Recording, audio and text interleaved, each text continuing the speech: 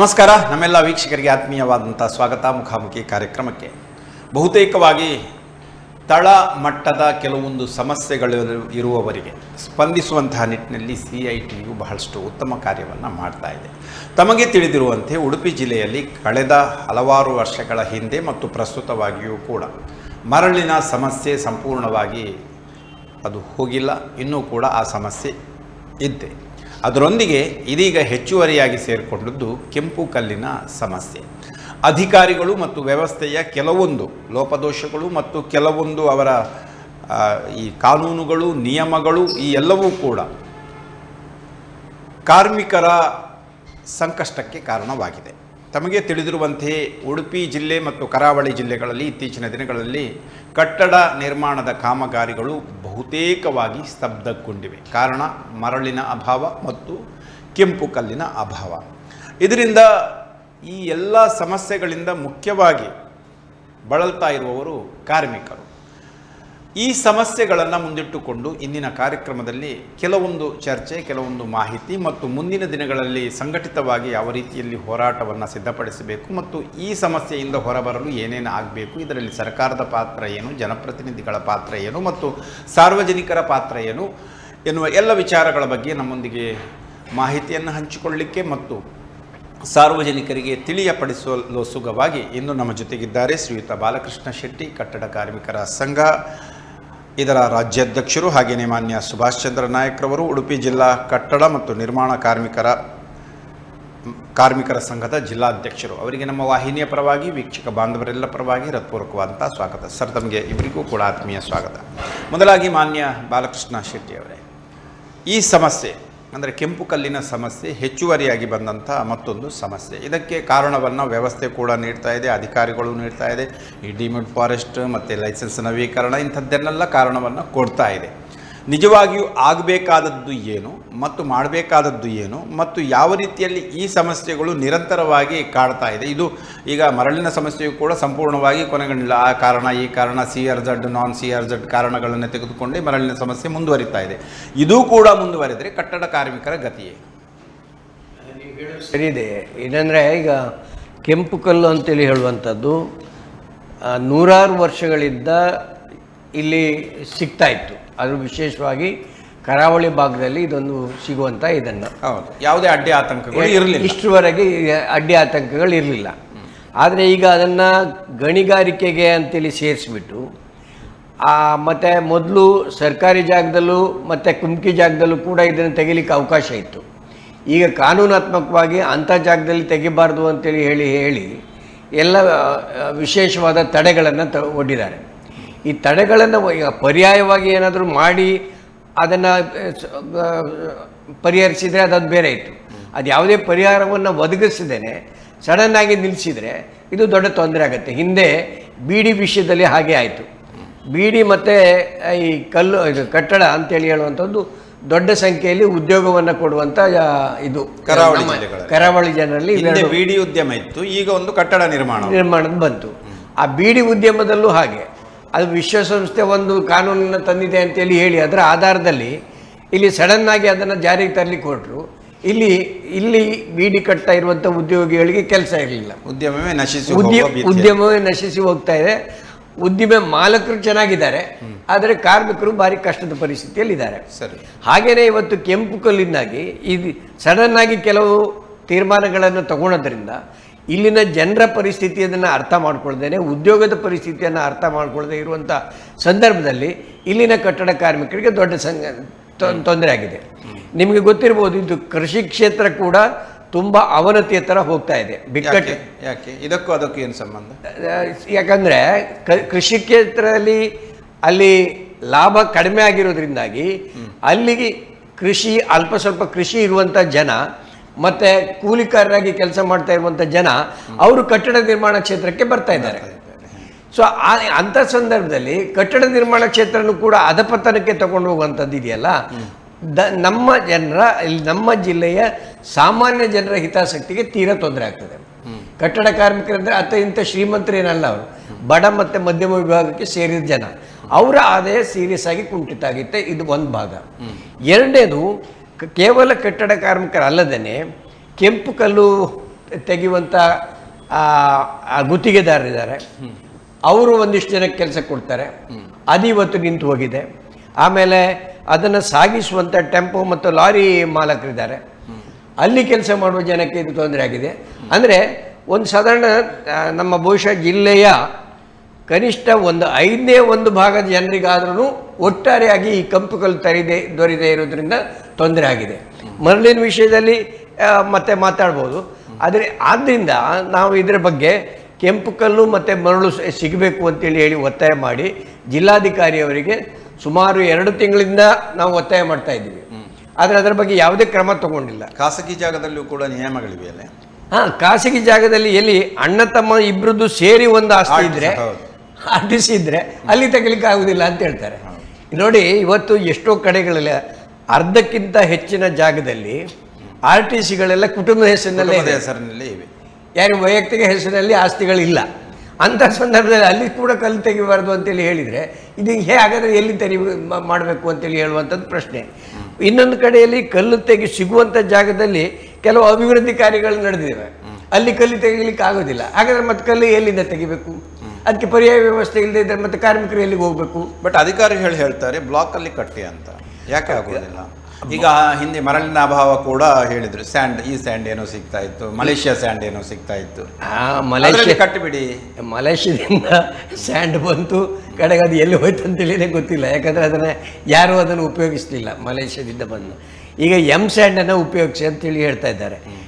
Sand ಕೆಲವು ಜಿಲ್ಲೆಗಳಲ್ಲಿ ಅದನ್ನು ಉಪಯೋಗಿಸ್ತಾ ಇದ್ದಾರೆ, ವಿಶೇಷವಾಗಿ ಬೆಂಗಳೂರಂಥ ನಗರ ಪ್ರದೇಶದಲ್ಲಿ ಅದನ್ನು ಉಪಯೋಗಿಸ್ತಾ ಇದ್ದಾರೆ. ಆದರೆ ಮರಳು ಅಂಥೇಳಿ ಹೇಳುವಂಥದ್ದು ನಮ್ಮ ಇಲ್ಲಿನ ಜನ, ಅದರಲ್ಲೂ ವಿಶೇಷವಾಗಿ ಉಪ್ಪು ನೀರಿನ ಮರಳು, ಅದರ ಮುಖಾಂತರನೇ ಕಟ್ಟಡ ಕಟ್ಟಿ ಒಂದು ಅಭ್ಯಾಸ ಆಗಿಬಿಟ್ಟಿದೆ. ಅದನ್ನು ಹಠಾತ್ತಾಗಿ ಬದಲಾವಣೆ ಮಾಡೋದು ತುಂಬ ಕಷ್ಟ ಇದೆ.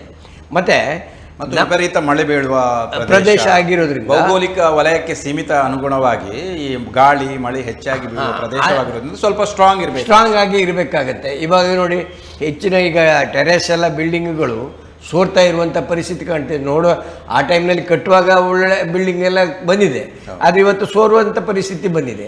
ಸೊ ಇಂಥ ಸಂದರ್ಭದಲ್ಲಿ ಬಲಿಷ್ಠ ಆಗಿರುವಂಥ ಇದನ್ನು ಮಾಡಬೇಕು ಅಂತೇಳಿ ಹೇಳಿದರೆ ಉಪ್ಪು ನೀರಿನ ಮರಳು ತೀರಾ ಅವಶ್ಯಕತೆ. ಒಂದು ವೇಳೆ ಉಪ್ಪು ನೀರು ಅಲ್ಲದಿದ್ದರೂ ಸಿಹಿ ನೀರಿನ ಮರಳನ್ನು ಸ್ವಲ್ಪ ಮಟ್ಟಿಗಾದರೂ ಉಪಯೋಗಿಸ್ಬೋದು. ಆದರೆ ಇವತ್ತು ಮರಳನ್ನೇ ಉಪಯೋಗಿಸಬಾರ್ದು ಅನ್ನೋ ರೀತಿಯಲ್ಲಿ ವ್ಯವಸ್ಥೆ ಮಾಡ್ತಾ ಇರೋದ್ರಿಂದಾಗಿ ಅದೇ ಬ್ಲಾಕಲ್ಲಿ ಕಟ್ಟಿ ಹೇಳ್ತಿರಲ್ಲ, ಯಾಕೆ ಆಗೋದಿಲ್ಲ ಅನ್ನೋದು.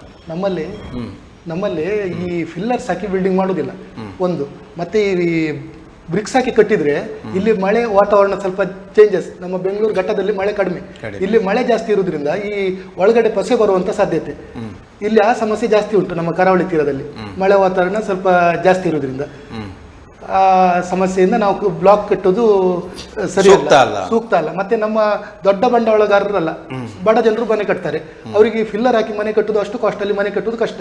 ಈ ಕೆಂಪು ಕಲ್ಲಲ್ಲಿ ಅವರು ಫೌಂಡೇಶನ್ ಹಾಕಿ ಕೆಂಪು ಕಲ್ಲು ಕಟ್ಟಿ ಮನೆ ಕಟ್ಟಿ ನಿರ್ಮಾಣ ಮಾಡ್ತಾರೆ. ಆ ಥರದಲ್ಲಿ ಸಾಂಪ್ರದಾಯಿಕ ಆ ಥರದಲ್ಲಿ ಮನೆ ಕಟ್ಟೋದು ಇಲ್ಲಿ ಅತಿರೇಕ ಜಾಸ್ತಿ ಆಗಿರುತ್ತೆ. ಅದರಿಂದ ಆ ಕೆಂಪು ಕಲ್ಲನ್ನೇ ಬೇಡಿಕೆ ಜಾಸ್ತಿ ಆಗಿ ಇಡ್ತಾರೆ ಜನ. ಬಟ್ ಸರ್, ಒಂದು ಈ ತಾವು ಕಾರ್ಮಿಕರ ಬಗ್ಗೆ ಹೇಳಿದಾಗ ಕಾರ್ಮಿಕರ ಹಿತಾಸಕ್ತಿಯ ಬಗ್ಗೆ ತಾವು ಪ್ರಶ್ನೆ ಎತ್ತೀರಿ. ಬಟ್ ಇಲ್ಲಿಯ ಸ್ಥಳೀಯ ಕಾರ್ಮಿಕರ ಸಂಖ್ಯೆ ಕಡಿಮೆ ಆಗಿದೆ ಅಲ್ಲ, ಎಲ್ಲ ವಲಸೆ ಕಾರ್ಮಿಕರೇ ಆಗಮಿಸ್ತಾ ಇದ್ದಾರೆ. ಅವರು ಪರ್ಯಾಯವಾದಂಥ ಉದ್ಯೋಗವನ್ನು ಅರಸಿಕೊಂಡು ಬೇರೆಡೆ ಕೂಡ ಹೋಗಬಹುದು. ನಿಜವಾಗಿಯೂ ಇಲ್ಲಿ ಸಮಸ್ಯೆ ಆಳ ಇದೆಯಾ? ನೋಡಿ, ನಮ್ಮ ಸಂಘಟನೆಯಲ್ಲಿ ನಮ್ಮ ಜಿಲ್ಲೆಯಲ್ಲಿ 3 ಸಂಘಟನೆ ಇದೆ. CIT ಸೇರಿದಂತೆ 3 ಸಂಘಟನೆ ಇದೆ. ಸುಮಾರು 13,000 ಸದಸ್ಯತ್ವ ಇದೆ. ಈ 13,000 ಸದಸ್ಯತ್ವದಲ್ಲಿ ಕೇವಲ 1,000ದಿಂದ 1,500 ಸದಸ್ಯತ್ವ ಮಾತ್ರ ಹೊರಗಡೆ ಜಿಲ್ಲೆಯಿಂದ ಬಂದ ಕಾರ್ಮಿಕರು. ಒಂದು ಪ್ರಶ್ನೆ ಏನಂದ್ರೆ, ಅವರು ಕೂಡ ಕಾರ್ಮಿಕರು, ಅವರ ರಾಜ್ಯದಿಂದ ಕೂಡ ಆಗಮಿಸ್ತಾ ಹೊರ ರಾಜ್ಯದಿಂದ ಬಂದ ಕಾರ್ಮಿಕರು ನಮ್ಮ ಸದಸ್ಯರು ಯಾರೂ ಆಗಿಲ್ಲ ಇಷ್ಟವರೆಗೆ. ಹೊರ ಜಿಲ್ಲೆಗಳಿಂದ ಬಂದ ಕಾರ್ಮಿಕರು ಮಾತ್ರ ಸದಸ್ಯರಾಗಿದ್ದಾರೆ. ಯಾಕಂದರೆ ಅವರಿಗೆ ಕಲ್ಯಾಣ ಮಂಡಳಿಯಲ್ಲಿ ಕೆಲವು ಸವಲತ್ತುಗಳು ಸಿಗ್ತವೆ, ಅದಕ್ಕೋಸ್ಕರ ಸದಸ್ಯರಾಗಿದ್ದಾರೆ. ಅದರಿಂದ ಒಂದು ಬೇರೆ ರಾಜ್ಯದಿಂದ ಕಾರ್ಮಿಕರು ಬರ್ತಾರೆ, ಆದ್ದರಿಂದ ಅವರಿಗೆ ಬೇರೆ ಕಡೆ ಕೆಲಸ ಹುಡ್ಕೊಂಡು ಹೋಗಲಿ ಅನ್ನುವಂಥ ಇದೆ. ಅದು ಸರಿಯಲ್ಲ. ಒಂದು ವಿಷಯ ಏನಂತೇಳಿ ಹೇಳಿದರೆ, ಕಾರ್ಮಿಕರಂದ್ರೆ ಎಲ್ಲರೂ ಒಂದೇ, ಕಾರ್ಮಿಕರಂದ್ರೆ ಎಲ್ಲರೂ ಒಂದೇ. ಈಗ ಕಾರ್ಮಿಕರು ಹೊರ ರಾಜ್ಯ ಹೊರ ಜಿಲ್ಲೆ ಅಂತ ದೂರದ ಉತ್ತರ ಪ್ರದೇಶದಿಂದನೋ ಅಥವಾ ಬೇರೆ ರಾಜಸ್ಥಾನದಿಂದನೋ ಇಲ್ಲಿ ಕೆಲಸ ಮಾಡಬೇಕು ಅಂತೇಳಿ ಬಂದರೆ ಅಲ್ಲಿ ಬಡತನ ಇದೆ ಅಂತೇಳಿ ಲೆಕ್ಕ. ಅದು ಸೊ ಅದರಿಂದ ಇನ್ನೊಂದು ಅಂತ ಹೇಳಿದ್ರೆ ಆ ರಾಜ್ಯದಲ್ಲಿ ಅಲ್ಲಿ ಅವರ ಇದರಲ್ಲಿ ವರ್ಕ್ ಕಡಿಮೆ, ಅಲ್ಲಿ ಏನೋ ಕೃಷಿ ಇದು ಮಾತ್ರ ವರ್ಕ್ ಇರುವುದು ಜಾಸ್ತಿ. ನಮ್ಮಲ್ಲಿ ಇಲ್ಲಿ ಸ್ವಲ್ಪ ಕಟ್ಟಡ ಕೆಲಸ ಕಾಮಗಾರಿ ಜಾಸ್ತಿ ಇರುವುದು. ಅದರಿಂದಾಗಿ ವಲಸೆ ಕಾರ್ಮಿಕರು ಇಲ್ಲಿ ಬಂದು ಸ್ಥಳೀಯವಾಗಿ ಕೆಲಸ ಮಾಡ್ತಾರೆ, ಅವರು ಉದ್ಯೋಗಕ್ಕಾಗಿ ಬರ್ತಾರೆ. ಈ ಉದ್ಯೋಗದಲ್ಲೂ ನಮಗೆ ಈಗ ಕೆಂಪುಕಲ್ಲಿಲ್ಲ ಮರಳಿಲ್ಲ ಅಂತ ಹೇಳಿದ್ರೆ ಅವ್ರಿಗೆ ಉದ್ಯೋಗವು ಕಷ್ಟ. ಅವ್ರ ಊರಲ್ಲಿ ಕೆಲಸ ಇಲ್ಲ, ಇಲ್ಲೂ ಕೆಲಸ ಇಲ್ಲ, ಆ ತರ ಪರಿಸ್ಥಿತಿಯಲ್ಲಿ ಅವರು ದಿನ ದುಡ್ತಾ ಇದ್ದಾರೆ. ಬಟ್ ಇದು ಎಷ್ಟು ಸಮಯದಿಂದ ಇದೆ ಸರ್ ಈ ಕನ್ಸ್ಟ್ರಕ್ಷನ್ ರೇಟ್ ದಿಢೀರಾಗಿ ಕುಸಿದಿದೆಯಾ ಈಗ ಪ್ರಸಕ್ತವಾಗಿ? ಅಲ್ಲ, ಈ ಕನ್ಸ್ಟ್ರಕ್ಷನ್ಸ್ ಎಲ್ಲ ಕಮ್ಮಿ ಆಗ್ತಾ ಇದೆಯಾ? ಕಮ್ಮಿ ಆಗ್ತಿದೆ ಅಂತಂದ್ರೆ ನಮ್ಮ ಅಲ್ಲ, ಈಗ ತಾವು ಪ್ರಸಕ್ತವಾಗಿ ಗಮನಿಸಿದಂತೆ ಈಗ ಮರಳಿನ ಅಭಾವ ಇದ್ರೂ ಕೂಡ ಒಂದಷ್ಟಾದ್ರೂ ಆಗ್ತಾ ಇತ್ತು. ಈ ಕೆಂಪು ಕಲ್ಲಿನ ಸಮಸ್ಯೆ ಆದ ನಂತರ ಇದು ಬಹಳಷ್ಟು ವಿಪರೀತವಾಗಿದೆ ಅಥವಾ ಸಹಜವಾಗಿ ಒಂದಷ್ಟಾದ್ರೂ ನಡೀತಾ ಇದೆ? ತುಂಬಾ ವಿಪರೀತದಲ್ಲಿ ಹೋಗಿದೆ. ಯಾಕಂತ ಹೇಳಿದ್ರೆ ಕೆಲಸವೇ ಇಲ್ಲ ಅಂತ ಆ ಸ್ಥಿತಿಯಲ್ಲಿ ಬಂದಿದೆ. ಯಾಕಂತ ಹೇಳಿದ್ರೆ ಅವ್ರಿಗೆ ಎಜುಕೇಶನ್ ಕೊಡ್ತಾ ಇದ್ದವರು, ಆ ಎಜುಕೇಶನ್ ಮುಂದಿನ ದಿನದಲ್ಲಿ ಏನ್ ಮಾಡುದು? ಈಗ ಒನ್ ಇಯರ್ ಆಯ್ತು, ಸೆಕೆಂಡ್ ಇಯರ್ಗೆ ನಾವು ಮಕ್ಕಳಿಗೆ ಎಜುಕೇಶನ್ ಕೈದು ಮಾಡುದಾ, ಬೇರೆ ಕೆಲಸ ಕಳಿಸುದ, ಆ ತರದಲ್ಲಿ ಯೋಚನೆಯಲ್ಲಿ ಕಾರ್ಮಿಕರು ಇದ್ದಾರೆ. ಅಲ್ಲ, ಈ ಕೆಂಪು ಕಲ್ಲಿನ ಅಭಾವ ತಲೆದೋರಿದಾಗ ಇದು ಹೆಚ್ಚಾಯ್ತಾ, ತುಂಬಾ ಹೆಚ್ಚಾಯ್ತಾ ಅಥವಾ? ತುಂಬಾ ಹೆಚ್ಚಾಗಿದೆ, ಸುಮಾರು ಜಾಸ್ತಿ ಆಗಿದೆ. ಯಾಕಂದ್ರೆ ನಮ್ಮ ಸುಮಾರು ಜನ 150 ಭಾಗಕ್ಕಿಂತ ಜಾಸ್ತಿ ಜನ ಕೆಲಸ ಮಾಡೋದು ಸಣ್ಣ ಸಣ್ಣ ಮನೆಗಳನ್ನು ಕಟ್ಟಿಸುವುದು, ದೊಡ್ಡ ಮನೆ ಅಪಾರ್ಟ್ಮೆಂಟ್ಗಳನ್ನು ಕಟ್ಟಿಸುವವರು ಸ್ಥಳೀಯ ಕಾರ್ಮಿಕರು ಹೆಚ್ಚಾಗಿ ಸಣ್ಣ ಮನೆಯನ್ನೇ ಕಟ್ಟಿಸ್ತಾರೆ. ಮೇಸ್ತ್ರಿಗಳು ಸಾಧಾರಣ ಉದಾಹರಣೆ ಕೊಡೋದಾದ್ರೆ, ಈಗ 3-4 ತಿಂಗಳಿಂದ ನಾನೇ ಒಂದು 3 ಫೌಂಡೇಶನ್ ಮಾಡಿದೆ. ಆ ಫೌಂಡೇಶನ್ ಮಾಡಿ ಹಾಗೆ ಉಳಿದಿದೆ. ಆ ಫೌಂಡೇಶನ್ ಮೇಲೆ ಕೆಂಪು ಕಲ್ಲು ಕಟ್ಟುವ ಕಾರ್ಮಿಕರಿಗೆ ಕೆಲಸ ಕೊಡ್ಲಿಕ್ಕೆ ಸಾಧ್ಯ ಇಲ್ಲ. ಆ ತರದಲ್ಲಿ ಪರಿಸ್ಥಿತಿ. ನಾನೇ ಒಬ್ಬ ಮೇಸ್ತ್ರಿ ಕೆಲಸ ಮಾಡೋದು, ನನಗೆ ಆ ಕಾರ್ಮಿಕರಿಗೆ ಕೆಲಸ ಕೊಡ್ಲಿಕ್ಕೆ ಆಗುದಿಲ್ಲ. ಕೆಂಪು ಕಲ್ಲು ಬಂದ್ರೆ ಆ ಫೌಂಡೇಶನ್ ಮೇಲೆ ಕಲ್ಲು ಕಟ್ಬೋದು, ಇಲ್ಲದಿದ್ರೆ ಕೆಲಸ ಇಲ್ಲದಿದ್ರೆ ಹಾಗೆ ನಿಲ್ತದೆ. ಒಂದು ಅವರಿಗೆ ಮನೆ ಕಟ್ಟಿಸ್ಲಿಕ್ಕೂ ಆಗೋದಿಲ್ಲ, ಇನ್ನೊಂದು ಕಾರ್ಮಿಕರಿಗೆ ಕೆಲಸ ಕೊಡ್ಲಿಕ್ಕೂ ಆಗೋದಿಲ್ಲ. ಬಟ್ ಈ ಸಮಸ್ಯೆ ನೇರವಾಗಿ ತಮಗೆ ಕಾಡುವುದಕ್ಕಿಂತಲೂ ನಿರ್ಮಾಣ ಮಾಡುವವರಿಗೆ ಹೆಚ್ಚಾಗಿ ಕಾಡುತ್ತೆ. ಅವರೇ ಯಾಕೆ ಮಾತಾಡ್ತಾ ಇಲ್ಲ? ಅಲ್ಲ, ಅವರು ಆಲ್ಟರ್ನೇಟಿವ್ ಮನೆ ನಿರ್ಮಾಣಕ್ಕೆ ಸಿದ್ಧರಾದವರಿಗೆ ಕಲ್ಲಿಲ್ಲ, ಪಾಪ ತುಂಬ 1-2 ವರ್ಷದಿಂದ ಕಾಯ್ತಾ ಇದ್ದಾರೆ. ಅಥವಾ ಇನ್ನಿತರು ಕೂಡ ಈ ದೊಡ್ಡ ದೊಡ್ಡ ಕನ್ಸ್ಟ್ರಕ್ಷನ್ನವ್ರಿಗೂ ಇಲ್ಲ, ಅವರು ಕೂಡ ಕಾಯ್ತಾ ಇದ್ದಾರೆ. ಯಾಕೆ ಅವರು ಇದ್ರ ಬಗ್ಗೆ ಸೊಲ್ಲೆತ್ತಾ ಇಲ್ಲ?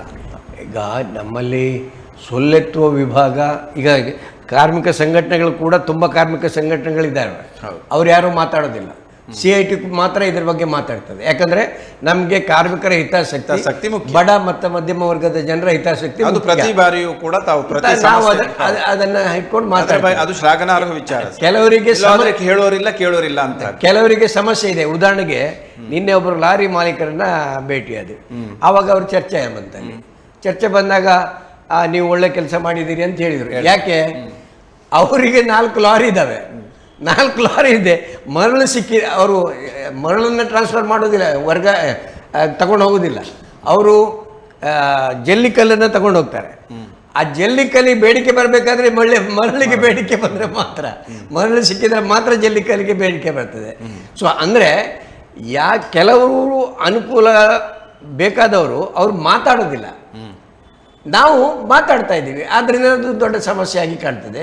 ಸಮಸ್ಯೆ ಇರುವ ಜನ ತುಂಬ ಜನ ಇದ್ದಾರೆ, ಅವರು ಹೆಚ್ಚಾಗಿ ಮಾತಾಡ್ಲಿಕ್ಕೆ ಮುಂದೆ ಬರ್ತಾ ಇಲ್ಲ.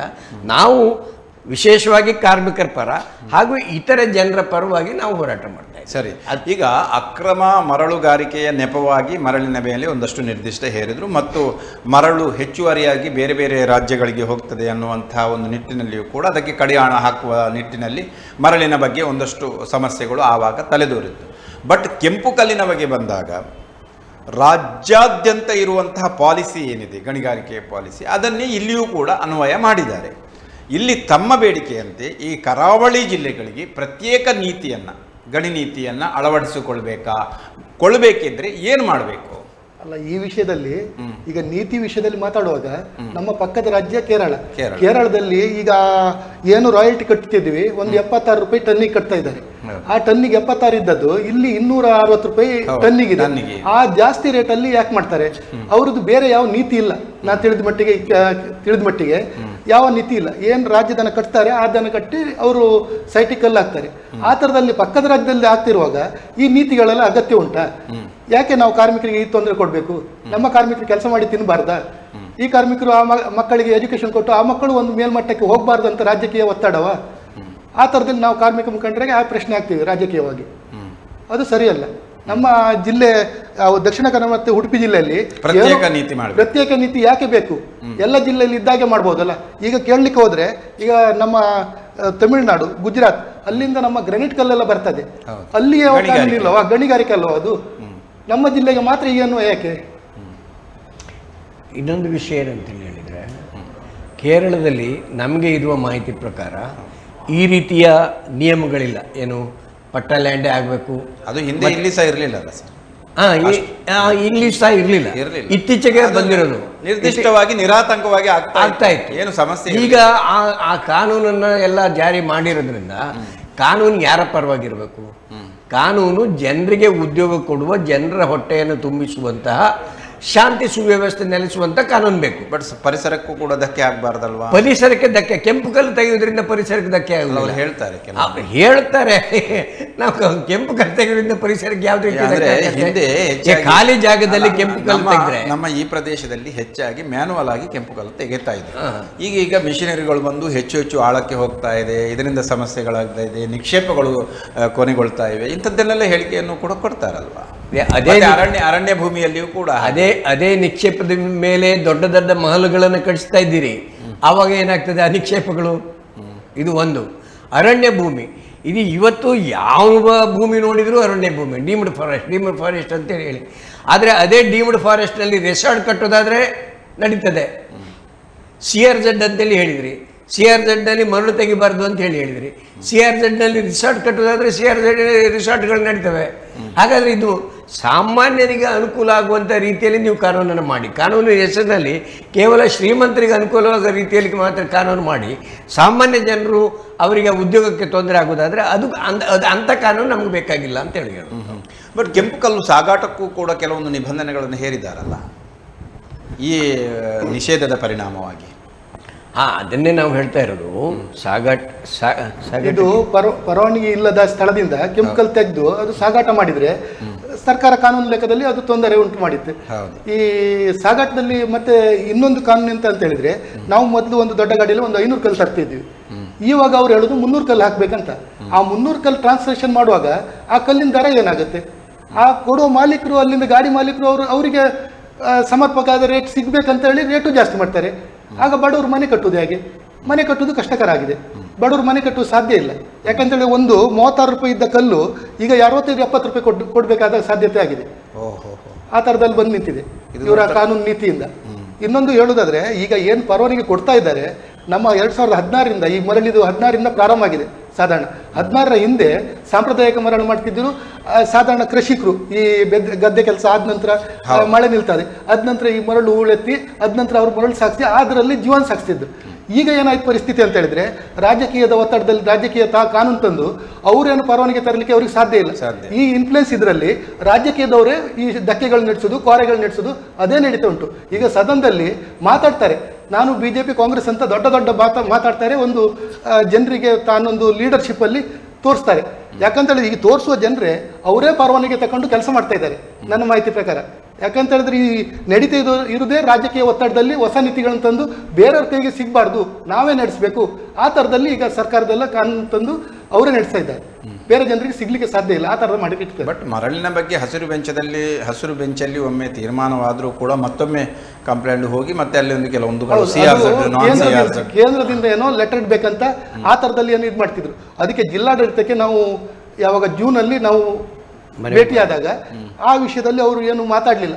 ಆ ಕೆಲಸವನ್ನು ನಮ್ಮ ಧಕ್ಕೆ ಮಾಲಕ ಇವರು ಇದು ಮಾಡ್ಬೇಕು ಬಿಟ್ರೆ ಈ ಅಧಿಕಾರಿ ಲೆವೆಲಲ್ಲಿ ಅವರು ಹೋಗ್ಲಿಕ್ಕೆ ರೆಡಿ ಇಲ್ಲ. ಈ ರಾಜ್ಯದಂತ ತಗೊಳ್ಳೋದು ಈ ಸರ್ಕಾರವೇ ಆ ಕೆಲಸ ಮಾಡ್ಬೋದಲ್ಲ, ಯಾಕೆ ಇವ್ರ ಮೇಲೆ ಬಿಡ್ತಾರೆ?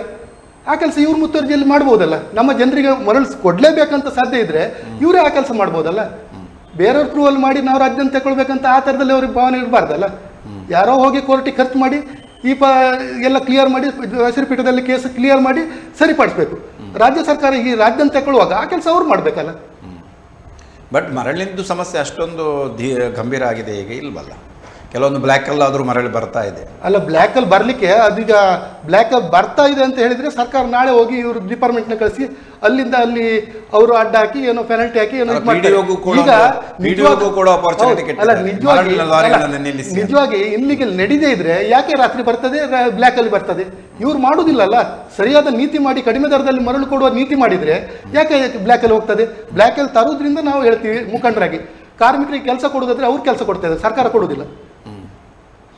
ಈಗ ನಾವು ನಮ್ಮ ದಕ್ಷಿಣ ಕನ್ನಡ ಜಿಲ್ಲೆಯಲ್ಲಿ ಮತ್ತು ನಮ್ಮ ಇಲ್ಲಿ ಉಡುಪಿಯಲ್ಲಿ ಇನ್ನೊಂದು ಇದು ಮಾಡಿ ನೀವು ಹೆಚ್ಚಾಗಿ ದಕ್ಷಿಣ ಕನ್ನಡ ಜಿಲ್ಲೆಯಲ್ಲಿ ಹೆಚ್ಚಿನ ಇನ್ನೊಂದು ಏನಂತೇಳಿ ಹೇಳಿದರೆ ನಿಮಗೆ ಕೆಲಸ ಕೊಡ್ಲಿಕ್ಕೆ ಆಗುದಿಲ್ವಲ್ಲ ಆದರೆ 10,000 ರೂಪಾಯಿ ತಿಂಗಳಿಗೆ ಪರಿಹಾರ ಆದರೂ ಕೊಡಿ ಕಾರ್ಮಿಕರಿಗೆ.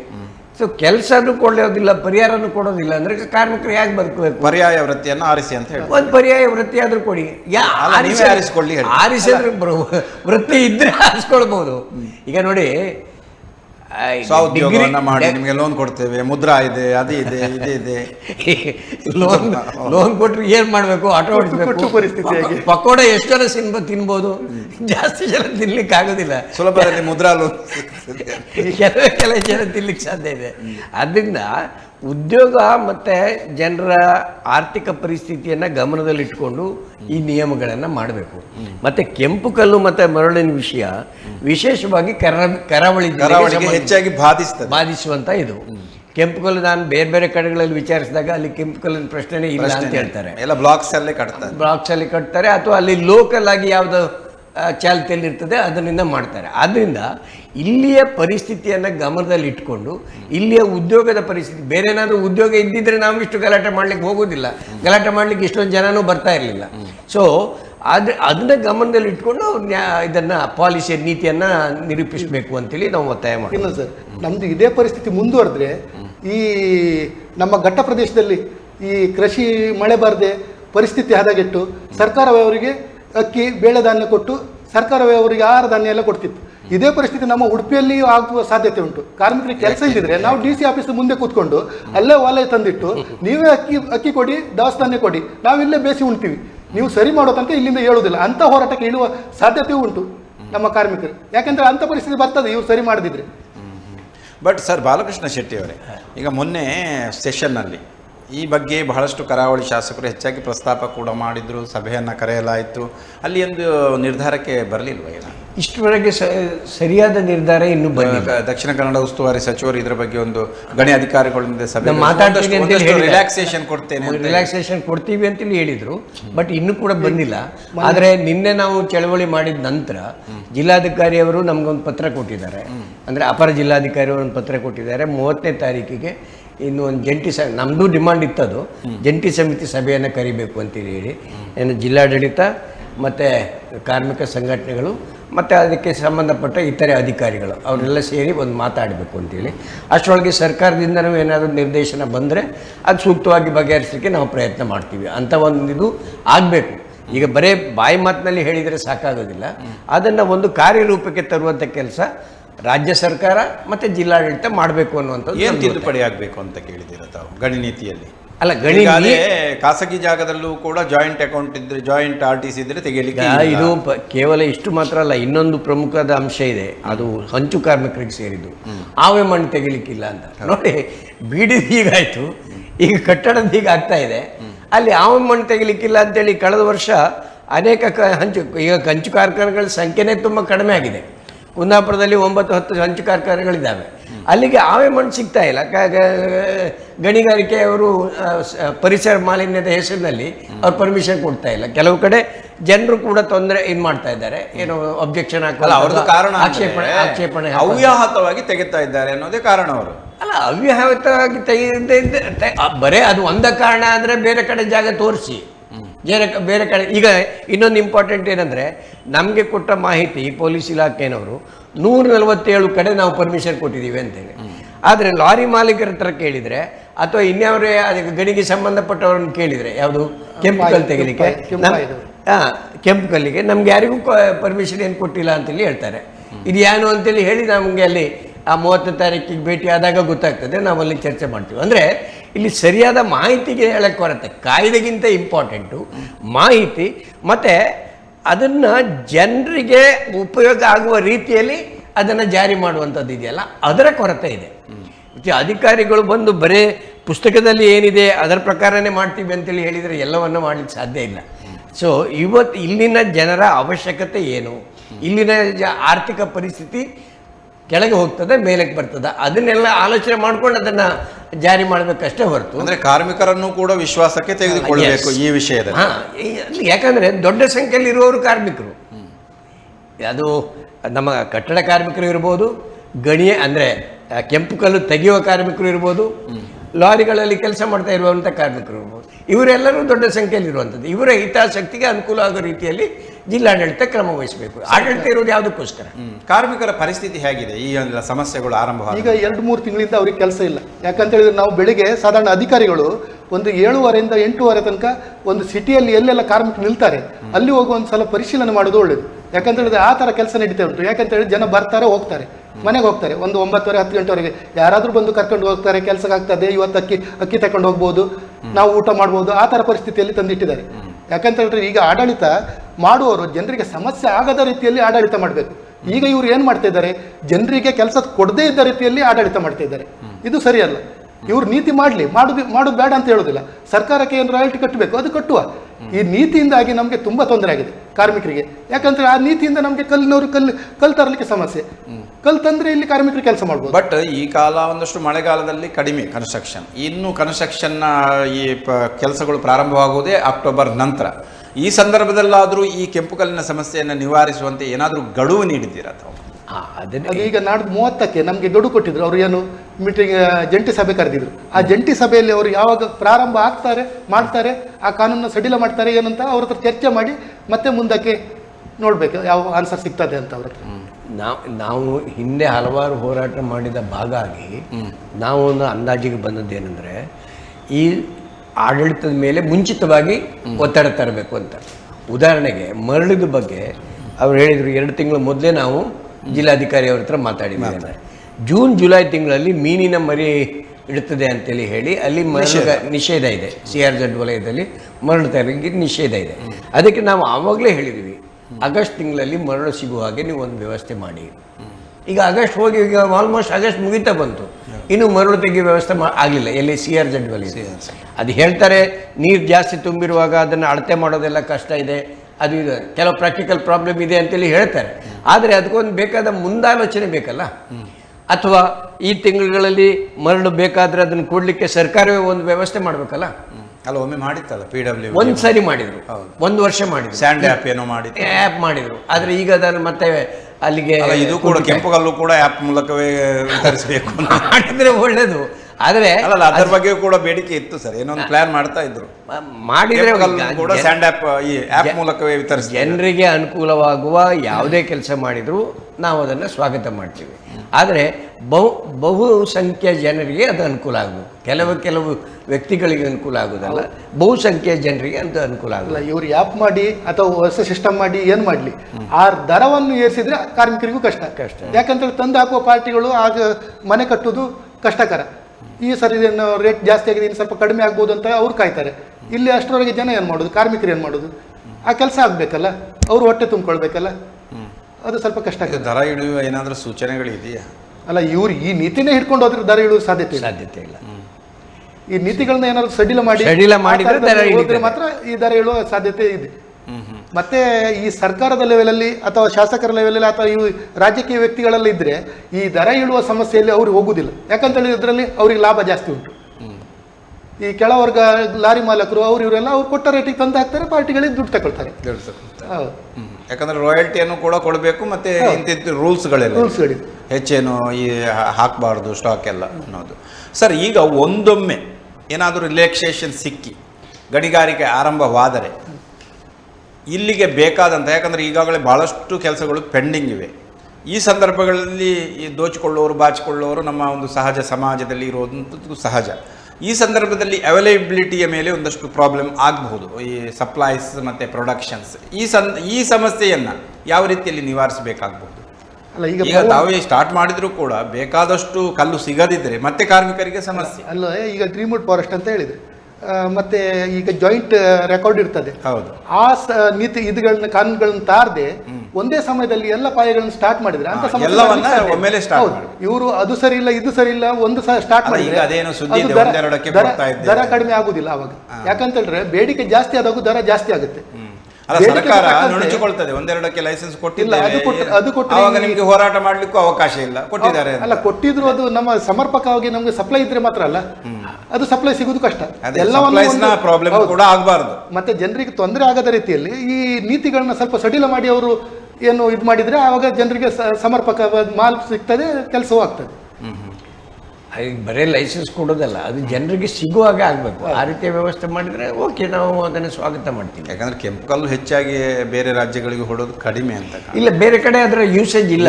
ನಾನು ಬೇರೆ ಬೇರೆ ಜಿಲ್ಲೆಗಳಲ್ಲಿ ಮರಳಿನ ಬಗ್ಗೆ ಆದ್ರೂ ಒಂದು ಆತಂಕ ಇತ್ತು, ಬೇರೆ ಬೇರೆ ರಾಜ್ಯಗಳಿಗೆ ಸಮಸ್ಯೆಗಳು, ಬೇರೆ ರಾಜ್ಯಗಳಿಗೆ ಬೇರೆ ಜಿಲ್ಲೆಗಳಿಗೆ ಹೋಗ್ತಾ ಇತ್ತು. ಈಗ ಹೋಗೋದು ಹೆಚ್ಚು ಕಡಿಮೆ ನಿಂತು ಹೋಗಿದೆ. ಅಲ್ಲಿ ಬೇರೆ ಆಲ್ಟರ್ನೇಟಿವ್ ಅವ್ರು ಕಂಡುಕೊಂಡಿದ್ದಾರೆ. ಅಥವಾ ಅಲ್ಲಿ ಈಗ ಉದಾಹರಣೆಗೆ ಸಿಹಿ ನೀರಿನ ಮರಳಿದೆ, ಸಿಹಿ ನೀರಿನ ಮರಳು ಕೂಡ ತೆಗಿತಾ ಇಲ್ಲ. ಪಂಚಾಯತಿನವ್ರಿಗೆ ಕೊಟ್ಟಿದ್ದಾರೆ ಅಧಿಕಾರ, ಪಂಚಾಯತ್ನವ್ರು ಕೆಲವು ಸೇರಿ ತಗೊಳ್ಳೋದಿಲ್ಲ. ಅಲ್ಲಿ ದಿಬ್ಬ ಬೆಳೆದು ಈ ಮಳೆಗಾಲದಲ್ಲಿ ಪ್ರವಾಹ ಬಂದು ಅದು ಆಸ್ಪಾಸಿನ ಊರುಗಳಿಗೆ ಕೃತಕ ನೆರೆ ಬರ್ತದೆ. ಇದನ್ನೆಲ್ಲ ಆಡಳಿತ ಮೊದಲೇ ಆಲೋಚನೆ ಮಾಡಬೇಕಲ್ಲ. ಅಥವಾ ಅದನ್ನು ಪಂಚಾಯತ್ನವ್ರಿಗೆ ಪೂರ್ತಿ ಅಧಿಕಾರ ಕೊಟ್ಬಿಟ್ರೆ ಪಂಚಾಯತ್ನವ್ರು ಅದನ್ನು ಮಾಡ್ತಾ ಇದ್ರೆ ಅದಕ್ಕೆ ಯಾರು ಹೊಣೆ ಯಾರು ಅಂತೇಳಿ ಪ್ರಶ್ನೆ ಇದೆ. ಸೊ ಅದನ್ನು ಕೂಡ ಜಿಲ್ಲಾಡಳಿತ ಗಮನಿಸಬೇಕು ಅಂತ. ಇವ್ರದ್ದು ನೀತಿ ಅಂತ ಹೇಳಿದ್ರೆ, ಈ ನೀತಿ ಕೆಲವೊಂದು ನೀತಿಗಳು ನಮ್ಮ ಜನರಿಗೆ ಪ್ರತ್ಯೇಕ ಆಗಿದೆ. ಅಲ್ಲ, ಮರಳು ನೀತಿಯಲ್ಲೂ ಕರಾವಳಿ ಜಿಲ್ಲೆಗೆ ಒಂದಷ್ಟು ಪ್ರತ್ಯೇಕ ಮರಳು ಮತ್ತೆ ಈ ಕೆಮಿಕಲ್ ನೀತಿಯಲ್ಲೂ ಸ್ವಲ್ಪ ಏನಂತ ಹೇಳಿದ್ರೆ ಈ ಜನರಿಗೆ ಸಮಸ್ಯೆಗೆ ಬಗೆಹರಿಸುವ ನೀತಿ ತರ ತೋರುವುದಿಲ್ಲ. ಯಾಕಂತ ಹೇಳಿದ್ರೆ ಅಧಿಕಾರಿಯಲ್ಲಿ ಲಂಚಕೋರ ಬೆಳೆಯುವಂತ ನೀತಿಯಲ್ಲಿ ತೋರ್ತದೆ ಈ ನೀತಿಗಳು. ಈಗ ಅನಗತ್ಯ ಕೆಲವೊಂದು ನೀತಿಗಳು ತೋರ್ತಾ ಇದೆ. ಈಗ ಕಲ್ಲು ಒಂದು ಲೋಡಲ್ಲಿ 500 ಕಲ್ಲು ಹಾಕಬಾರ್ದು, 300 ಕಲ್ಲು ಹಾಕಬೇಕು, ಇದೆಲ್ಲ ನೀತಿಗಳು. ಆ ಗಾಡಿ ಈಗ ಎಷ್ಟೋ ವರ್ಷದಿಂದ ಅಷ್ಟೇ ಲೋಡ್ ಕಲ್ಲು ಹೊಡಿತಾ ಉಂಟು. ಆ ಕಲ್ಲನ್ನ ಯಾಕೆ ಕಡಿಮೆ ಮಾಡ್ತಾ ಇದ್ದಾರೆ ಅಂತ ಅದು ನಮ್ಮ ಗಮನಕ್ಕೆ ಬರಲಿಲ್ಲ ಇಷ್ಟವರೆಗೆ. ಹೋಯಿಗೆ 1 ಯೂನಿಟ್ ತುಂಬ್ತಾ ಇದ್ರು, ಅದಕ್ಕೆ 1.5 ಹಾಕ್ತಿದ್ರು. ಅದು 1.5 ಯಾಕೆ ಮಾಡ್ತಾರೆ? ಆ ರಾಯಲ್ಟಿನ ಏನೋ ಜಾಸ್ತಿ ಮಾಡಲಿ, 1 ಯೂನಿಟ್ಗಿಂತ 1.5 ಸ್ವಲ್ಪ ಜಾಸ್ತಿ ಆ ರಾಯಲ್ಟಿ ಮಾಡಿ ಕಳಿಸ್ಬೋದಲ್ಲ. ಅದು ಹಾಕ್ಲಿಕ್ಕಿಲ್ಲ, ಅದು ಅಡ್ಡ ತಡೆಯೋದು. ಆ ಡಿಪಾರ್ಟ್ಮೆಂಟ್ ರಾಯಲ್ಟಿ ಹೆಚ್ಚಿಸಲಿಕ್ಕೆ ನಿಮ್ದು ಏನೋ ಆಕ್ಷೇಪ ಇಲ್ಲ. ಅಲ್ಲ, ರಾಯಲ್ಟಿ ಅಂತ ಹೇಳಿದ್ರೆ ಅತಿರೇಕ ಮಾಡಿದ್ರೆ ನಮಗೆ ದರ ಜಾಸ್ತಿ ಆಗ್ತದೆ. ಈಗ ಕೇರಳದಲ್ಲಿ 76 ರೂಪಾಯಿ ಉಂಟು ಯಾವುದು ಕೆಂಪು ಕಲ್ಲಿಗೆ, ಅದು ಇಲ್ಲಿ 260 ರೂಪಾಯಿ ಉಂಟು. ಆ ಥರದಲ್ಲಿ ಎಷ್ಟು ಪಟ್ಟು ಜಾಸ್ತಿ ಆಯಿತು? ಅದೇ ಕೇರಳ ರಾಜ್ಯ ಆ ರೇಟಲ್ಲಿ ಇದು ರಾಯಲ್ಟಿಯಲ್ಲಿ ಮಾಡುವಾಗ ಈ ಕರ್ನಾಟಕದಲ್ಲಿ ಯಾಕೆ ಆಗೋದಿಲ್ಲ?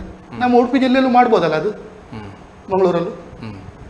ಈ ಬಗ್ಗೆ ಹೋರಾಟದ ರೂಪುರೇಷೆಯನ್ನು ಈಗಾಗಲೇ ಮಾಡಿದ್ದೀರಿ. ಈಗ ಒಂದು ಹಂತದ ಹೋರಾಟವನ್ನು ಮಾಡಿದ್ದೀವಿ. 3 ದಿವಸ ಯಶಸ್ವಿಯಾಗಿ ಧರಣಿ ಸತ್ಯಾಗ್ರಹ, ನಿನ್ನೆ ಬೃಹತ್ತಾದ ಒಂದು ಪ್ರತಿಭಟನೆಯನ್ನು ನಡೆಸಿದ್ದೀವಿ. ಸರಿ. ಸೊ ಅದರ ಫಲವಾಗಿ 30ನೇ ತಾರೀಕು ಮೀಟಿಂಗ್ ಕರೆದಿದ್ದಾರೆ. ಆ ಮೀಟಿಂಗ್ನಲ್ಲಿ ಏನಾಗ್ತಿದೆ ನೋಡಿಕೊಂಡು ಮುಂದಿನ ರೂಪುರೇಷೆಗಳನ್ನು ಇದು ಮಾಡ್ತೀವಿ. ಅದರ ಪ್ರಮುಖ ಬೇಡಿಕೆಗಳು ಕೆಂಪು ಕಲ್ಲಿನ ಬಗ್ಗೆ ಮತ್ತು ಮರಳಿನ ಬಗ್ಗೆ. ಈಗ ಸದ್ಯಕ್ಕೆ ಪ್ರಮುಖ ಬೇಡಿಕೆ ಕೆಂಪು ಕಲ್ಲು ಮತ್ತು ಮರಳು. ಅದರ ನೀತಿಗಳನ್ನು ಸರಳೀಕರಣ ಮಾಡಬೇಕು. ಸರಳೀಕರಣ ಮಾಡೋದ್ರ ಮುಖಾಂತರವಾಗಿ ಸಾಮಾನ್ಯ ಜನರಿಗೆ ಕಡಿಮೆ ದರದಲ್ಲಿ ಮನೆ ಕಟ್ಟಲಿಕ್ಕೆ ಸಾಧ್ಯ ಆಗಬೇಕು, ಹಾಗೂ ಕಾರ್ಮಿಕರಿಗೆ ಕೆಲಸ ಸಿಗಬೇಕು. ಆ ದೃಷ್ಟಿಯಿಂದ ಇದನ್ನು ಒತ್ತಾಯ ಮಾಡ್ತಾ ಇರೋದು. CRZ ವಲಯದಲ್ಲಿ ಇನ್ನು ಪರ್ಮಿಷನ್ ಕೊಡಬಹುದು ಮರಳು ತೆಗೆಯಲಿಕ್ಕೆ. ಪರ್ಮಿಷನ್ ಕೊಡ್ತಾರೆ ಅದರಲ್ಲಿ. ಆದರೆ ಒಂದು ಇದೇನೆಂದರೆ, ಆ ದಿಬ್ಬವನ್ನು ತೆಗಿಲಿಕ್ಕೆ ಮೀನುಗಾರಿಕೆಯ ದೋಣಿಗಳು ಸುಲಭವಾಗಿ ಹೋಗಲಿಕ್ಕೆ ದಿಬ್ಬವನ್ನು ತೆಗಿಲಿಕ್ಕೆ ಅವಕಾಶವನ್ನು ಕೊಡ್ತಾ ಇದ್ದಾರೆ. ಮರಳು ತೆಗಿಲಿಕ್ಕೆ ಅವಕಾಶ ಇಲ್ಲ. ಸೊ ಆ ದಿಬ್ಬವನ್ನು ತೆರವು ಮಾಡಲಿಕ್ಕೆ ಅವಕಾಶ ಇದೆ.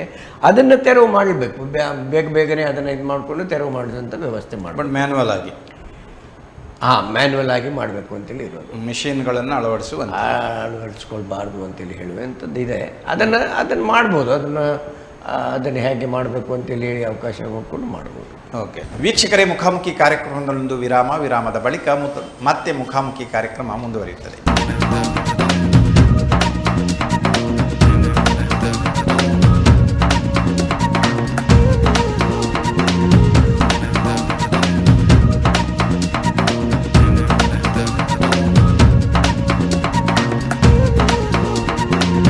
ವಿರಾಮದ ಬಳಿಕ ಮತ್ತೆ ಮುಖಾಮುಖಿ ಕಾರ್ಯಕ್ರಮಕ್ಕೆ ಸ್ವಾಗತ.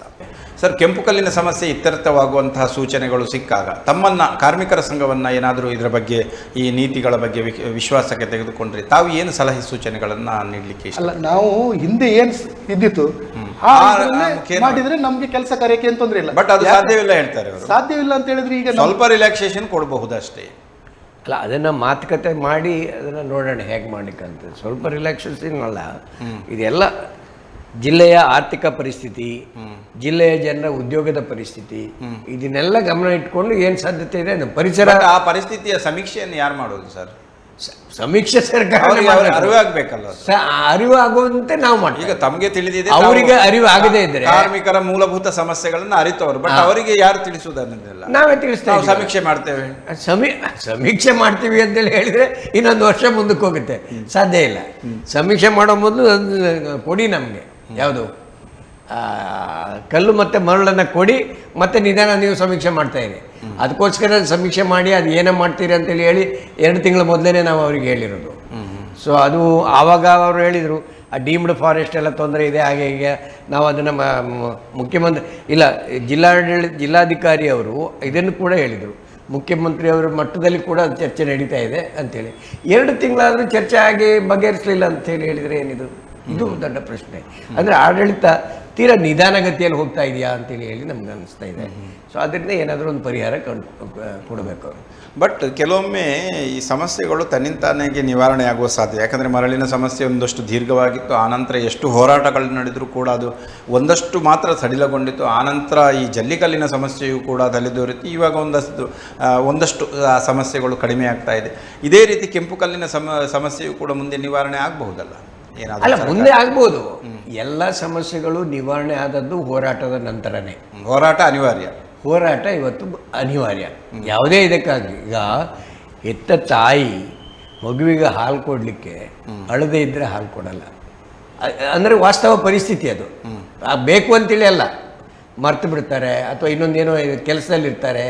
ತಾಯಿ ಹೆತ್ತ ತಾಯಿಯ ಸಂಬಂಧನೇ ಹೀಗಿರುವಾಗ ಸರ್ಕಾರ ಜನರು ಕಾರ್ಮಿಕರ ಸಂಬಂಧ ಹೇಗಿರ್ತದೆ ನೀವು ಆಲೋಚನೆ ಮಾಡಿ. ಈಗ ನಮಗೆ ಇದು ತೊಂದರೆ ಆಗಿದೆ ಅಂತೇಳಿ ಅವರ ಮನಸ್ಸಿಗೆ ನಾಟುವ ರೀತಿಯಲ್ಲಿ ನಾವು ಹೋರಾಟ ಮಾಡದೇ ಇದ್ದರೆ ಅವರು ಬರೇ ಇಲ್ಲದೇ ಇದ್ದರೆ ಸಮೀಕ್ಷೆ ಮಾಡಿಕೊಂಡೇ ಕೂತ್ಕೊಳ್ತಾರೆ. ಬಟ್ ತೊಂದರೆ ಆಗುವಾಗಲೇ ಸ್ಟಾರ್ಟಿಂಗಲ್ಲಿ ತಾವು ಯಾಕೆ ಪ್ರತಿಭಟಿಸಲಿಲ್ಲ ಇದರ ಬಗ್ಗೆ? ಇದು ತುಂಬ ಸಮಯ ಆಯ್ತಲ್ಲ. ನೋಡಿ, ನಾವು ಮಾತುಕತೆ ಮುಖಾಂತರ ಇದನ್ನು ಮಾಡ್ತಾ ಇದ್ದೀವಿ. ಈಗ ಇದು ಆರಂಭದಲ್ಲೇ ಕಂಡಾಗಲೂ ಗಂಭೀರ ಸಮಸ್ಯೆ ಇದು. ಇದರ ಬಗ್ಗೆ ಹೆಚ್ಚು ಹೋರಾಟಗಳು ಬೇರೆಯವರು ಮಾಡಲಿಲ್ಲ, ಬಹುಶಃ ತಾವಾದರೂ ಒಂದು ಟೆಂಪೋ ಮಾಲೀಕರೆಲ್ಲ ಹೋರಾಟ ಮಾಡಿದ್ದಾರೆ ಇದರ ಬಗ್ಗೆ. ಅವರ ಸಮಸ್ಯೆಗಳ ಬಗ್ಗೆ ಅವರು ಹೋರಾಟ ಮಾಡಿದ್ದಾರೆ. ಇನ್ನೊಂದು ನಾವು ಮನವಿ ಕೊಟ್ಟು ಮನವರಿಕೆ ಮಾಡಿದ್ದೀವಿ. ನಾವು ಒಂದು ಹೋರಾಟಕ್ಕೆ ಇಳಿಬೇಕಾದ್ರೆ ಒಂದು ಸೂಚನೆ ಕೊಡ್ತೀವಿ, ಮನವಿ ಕೊಟ್ಟು ಅವ್ರಿಗೆ ಸೂಚನೆ ಕೊಡ್ತೀವಿ. ಆ ನಂತರವೇ ನಾವು ಹೋರಾಟಕ್ಕೆ ಇಳಿಯುವುದು. ಈ ಮನವಿ ಕೊಟ್ಟ ನಂತರ ನಾವು ಈಗ ನಿನ್ನೆ ತಾನೇ ಹೋರಾಟ ನಿಲ್ಲಿಸಿ ಇದು ನಮ್ಮ 30ಕ್ಕೆ ಮೀಟಿಂಗ್ ಕರೆದಿದ್ದು ಜಂಟಿ ಸಭೆಗೆ. ಆ ಥರದಲ್ಲಿ ಒಂದು ಹಂತವಾಗಿ ಹೋಗ್ತೀವಿ ನಾವು. ಮತ್ತು ನಮ್ಮ ಸಂಘಟನೆ ಕೂಡ ಒಂದು ಪ್ರಜಾಸತ್ತಾತ್ಮಕವಾಗಿ ನಡೆಯುವಂಥ ಸಂಘಟನೆ. ಎಲ್ಲರ ಅಭಿಪ್ರಾಯಗಳನ್ನು ತಗೊಳ್ಬೇಕು, ಸಡತ್ತಾಗಿ ಒಂದು ಬರಲಿಕ್ಕಾಗಲ್ಲ. ಎಲ್ಲರ ಅಭಿಪ್ರಾಯ ತಗೊಂಡು ನಾವು ಈ ಹಂತದಲ್ಲಿ ಹೋರಾಟವನ್ನು ಮಾಡಿ. ಬಟ್ ಸಾರ್ವಜನಿಕರು ಇದಕ್ಕೆ ನಮಗೂ ಸಂಬಂಧವೇ ಇಲ್ಲ ಅನ್ನುವಂತೆ ವರ್ತಿಸ್ತಾ ಇದ್ದಾರಲ್ಲ ಈ ವಿಚಾರದಲ್ಲಿ. ನಮ್ಮಲ್ಲಿ ಯಾಕಂತ ಹೇಳಿದ್ರೆ ಬೇರೆ ಜಿಲ್ಲೆಯಲ್ಲಿ ಈ ಸಮಸ್ಯೆಗಳಿದ್ದಾಗ ಈ ಅಧಿಕಾರಿಗಳಿಗೆ ರಾಜಕೀಯ ವ್ಯಕ್ತಿಯಾಗಿ ಪ್ರೇರಣೆಯಾಗಿ ಜನರನ್ನ ಸಹಕಾರವಾಗಿ ಕೆಲಸ ಮಾಡ್ತಾರೆ. ಇಲ್ಲಿ ಉಡುಪಿ ಜಿಲ್ಲೆ ಮತ್ತು ಮ್ಯಾಂಗ್ಳೂರಲ್ಲಿ ಸ್ವಲ್ಪ ಆ ವಿಚಾರದಲ್ಲಿ ಸ್ವಲ್ಪ ನಿಧಾನಗತಿಯಲ್ಲಿ ತೋರ್ತಾ ಉಂಟು. ಯಾಕಂದ್ರೆ ಕೆಂಪುಕಲ್ ಸಮಸ್ಯೆ ಆದಾಗ ಜನರಿಗೆ ಇಂಥ ಸಮಸ್ಯೆ ಉಂಟು, ಆಡಳಿತ ತಗೊಂಡವರು ಅವ್ರು ಸ್ವಲ್ಪ ಮುತ್ತುವರ್ಜಿ ತಗೊಳ್ಬೇಕು. ಜನರ ಸಮಸ್ಯೆ ಆಗಿದೆ, ನಾವು ಚುನಾವಣೆಗೆ ಮಾತ್ರ ಅವ್ರ ಮನೆ ಬಾಗಿಲಿಗೆ ಹೋಗುದಲ್ಲ, ನಾವು ಈ ಸಮಸ್ಯೆಗೆ ಅವ್ರಿಗೆ ಸ್ಪಂದಿಸಬೇಕು ಅಂತ ಕಾರ್ಯ ಇಲ್ಲಿ ಉಡುಪಿ ಜಿಲ್ಲೆಯಲ್ಲಿ ನಿಧಾನಗತಿಯಲ್ಲಿ ಇದೆ. ಅದೇ ಎಷ್ಟೋ ಮನೆ ಅರ್ಧಕ್ಕೆ ನಿಂತಿದೆ, ಬಟ್ ಅವ್ರು ಮಾತನಾಡ್ತಿಲ್ಲ. ಆಗಬಹುದು, ಆದರೆ ಆಗಬಹುದು. ಈಗ ಯಾರೋ ಮಾಡ್ತಾರೆ ಅನ್ನುವಂಥ ನಿರೀಕ್ಷೆಯಲ್ಲಿ ಇರ್ತಾರೆ. ಜನಪ್ರತಿನಿಧಿಗಳು ಕೂಡ ಯಾವಾಗ ಅವ್ರು ಮಾತಾಡ್ಲಿಕ್ಕೆ ಶುರು ಮಾಡಿದ್ದು? ನಾವು 18, 19, 20ಕ್ಕೆ ಈ ಕಾರ್ಯಕ್ರಮ ಹಾಕ್ತೀವಿ ಅಂತೇಳಿ ಹೇಳಿದ ನಂತರ ಅವ್ರ ಅಸೆಂಬ್ಲಿಯಲ್ಲಿ ಮಾತಾಡ್ಲಿಕ್ಕೆ ಶುರು ಮಾಡಿದ್ದು. ಹಾಗಾದರೆ ಮೊದಲು ಅವ್ರಿಗೆ ಸಮಸ್ಯೆ ಗೊತ್ತಿರಲಿಲ್ವ? ಮೊದಲು ಯಾವತ್ತಾದರೂ ಹೇಳಿಕೆ ಬಂದಿದೆಯಾ?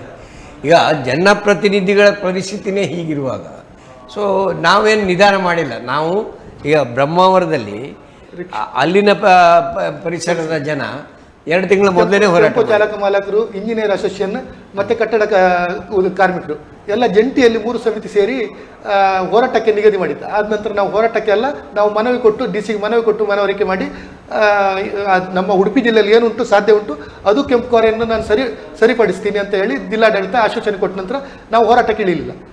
ಅಲ್ಲಿಂದ ಪುನಃ ಇದಾಯ್ತು. 2 ತಿಂಗಳ ನಂತರ ಪುನಃ. ಅಂದರೆ ತಮ್ಮ ಪ್ರಕಾರ ನಿರ್ದಿಷ್ಟವಾಗಿ ಕೇವಲ ಗಣಿಗಾರಿಕೆಗೆ ಅನುಮತಿ ಕೊಟ್ಟರೆ ಸಾಲದು, ಸಾಗಾಟಕ್ಕೆ ವಿಧಿಸಿದಂಥ ನಿರ್ಬಂಧಗಳನ್ನು ಕೂಡ ತೆರವು ಮಾಡಬೇಕು, ಸಂಪೂರ್ಣವಾಗಿ ತೆರವು ಮಾಡಬೇಕು. ನಾವು ಹೇಳ್ತೀವಿ ಸಡಿಲ ಮಾಡಬೇಕು. ಸಡಿಲ ಮಾಡಿದ್ರೆ ಮತ್ತೆ ಅದೇ ಹೇಳ್ತಾರೆ, 300 ಕಲ್ಲಿದ್ದು 400. ಅದನ್ನ ಆಗ ಒಂದು ಮಾತು ಹೇಳಿದ್ದಾರೆ ಸರ್, ಏನು ಲಂಚ ಪ್ರೇರಿತ ನಿಯಮಗಳು ಉಂಟಲ್ಲ ಇದನ್ನ ಕೈ ಬಿಡ್ಬೇಕಂತ ನನ್ನ ಅನಿಸಿಕೆ. ಸರ್, ಯಾವ ಬೇರೆ ಇತರ ಸಂಘಟನೆಗಳು ಕೈ ಜೋಡಿಸಿವೆ ಸರ್? ಅಲ್ಲ, ನಮ್ಮ ಇದರಲ್ಲಿ ನಿನ್ನೆ ಹೋರಾಟ ಮಾಡಿದ್ರಲ್ಲಿ CITUಗೆ ಸೇರಿದ 3 ಸಂಘಗಳಿದ್ದಾವೆ. ಬೈಂದೂರು ತಾಲೂಕು ಕಟ್ಟಡ ಮತ್ತು ನಿರ್ಮಾಣ ಕಾರ್ಮಿಕರ ಸಂಘ, ಹಾಗೆ ಕುಂದಾಪುರದಲ್ಲಿ ಕುಂದಾಪುರ ತಾಲೂಕು ಕಟ್ಟಡ ಮತ್ತು ನಿರ್ಮಾಣ ಕಾರ್ಮಿಕರ ಸಂಘ, ಉಡುಪಿಯ 5 ತಾಲೂಕುಗಳಿಗೆ ಸೇರಿ ಉಡುಪಿ ಜಿಲ್ಲಾ ಕಟ್ಟಡ ಮತ್ತು ನಿರ್ಮಾಣ ಕಾರ್ಮಿಕರ ಸಂಘ, ಈ 3 ಸಂಘಗಳು ಸೇರಿ ಈ ಹೋರಾಟವನ್ನು ಮಾಡ್ತಾ ಇರುವಂಥದ್ದು.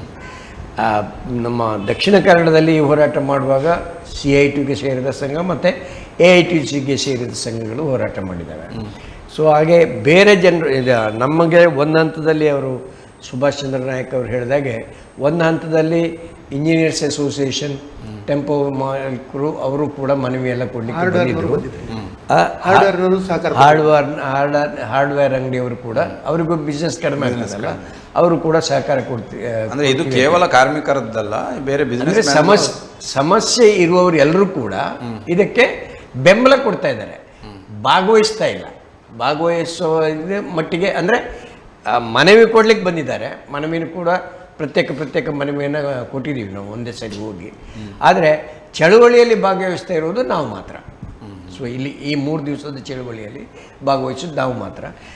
30ನೇ ತಾರೀಕು ಇದು ಪರಿಹಾರ ಕಾಣದೇ ಇದ್ದರೆ ಆವಾಗ ಬೇರೆಯವ್ರನ್ನು ಕೂಡ ಸೇರಿಸ್ಕೊಂಡು ಇದು ಮಾಡಲಿಕ್ಕೆ ಸಾಧ್ಯ ಇದ್ದರೆ ಇದನ್ನೆಲ್ಲ ಒಪ್ಪುವವರು ಮತ್ತು ಹೋರಾಟಕ್ಕೆ ರೆಡಿ ಇರುವವನ್ನೆಲ್ಲರನ್ನು ಸೇರಿಸ್ಕೊಂಡು ಹೋರಾಟಕ್ಕೆ ಮಾಡಲಿಕ್ಕೆ. ಬಟ್ ಒಂದಷ್ಟು ವಂಚಿಸ್ತಾರೆ. ಈಗ ತಾವು ಗಡುವು ನೀಡ್ತೀರಿ, ಆವಾಗ ಒಂದಷ್ಟು ರಿಲ್ಯಾಕ್ಸೇಷನ್ ಕೊಟ್ಟು ತಮ್ಮ ಹೋರಾಟಗಳನ್ನು ಹತ್ತಿಕ್ತಾರೆ.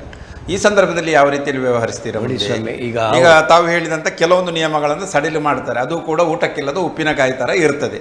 ಈ ಸಂದರ್ಭದಲ್ಲಿ ತಾವು ಕೂಡ ಹೋರಾಟದಿಂದ ಒಂದಷ್ಟು ಹಿಂದೆ ಸರಿತೀರಾ? ಇಲ್ಲ, ಇದು ಮತ್ತೆ ಈಗ ಇದು ಕೇವಲ ಇದಕ್ಕೆ ಮಾತ್ರ ಅಲ್ಲ, ಮರಳಿನ ಸಮಸ್ಯೆ, ಕಲ್ಲಿನ ಸಮಸ್ಯೆ, ಎಲ್ಲ ಸಮಸ್ಯೆಗಳಲ್ಲಿ ಹೀಗೆ ಆಗಿದ್ದು.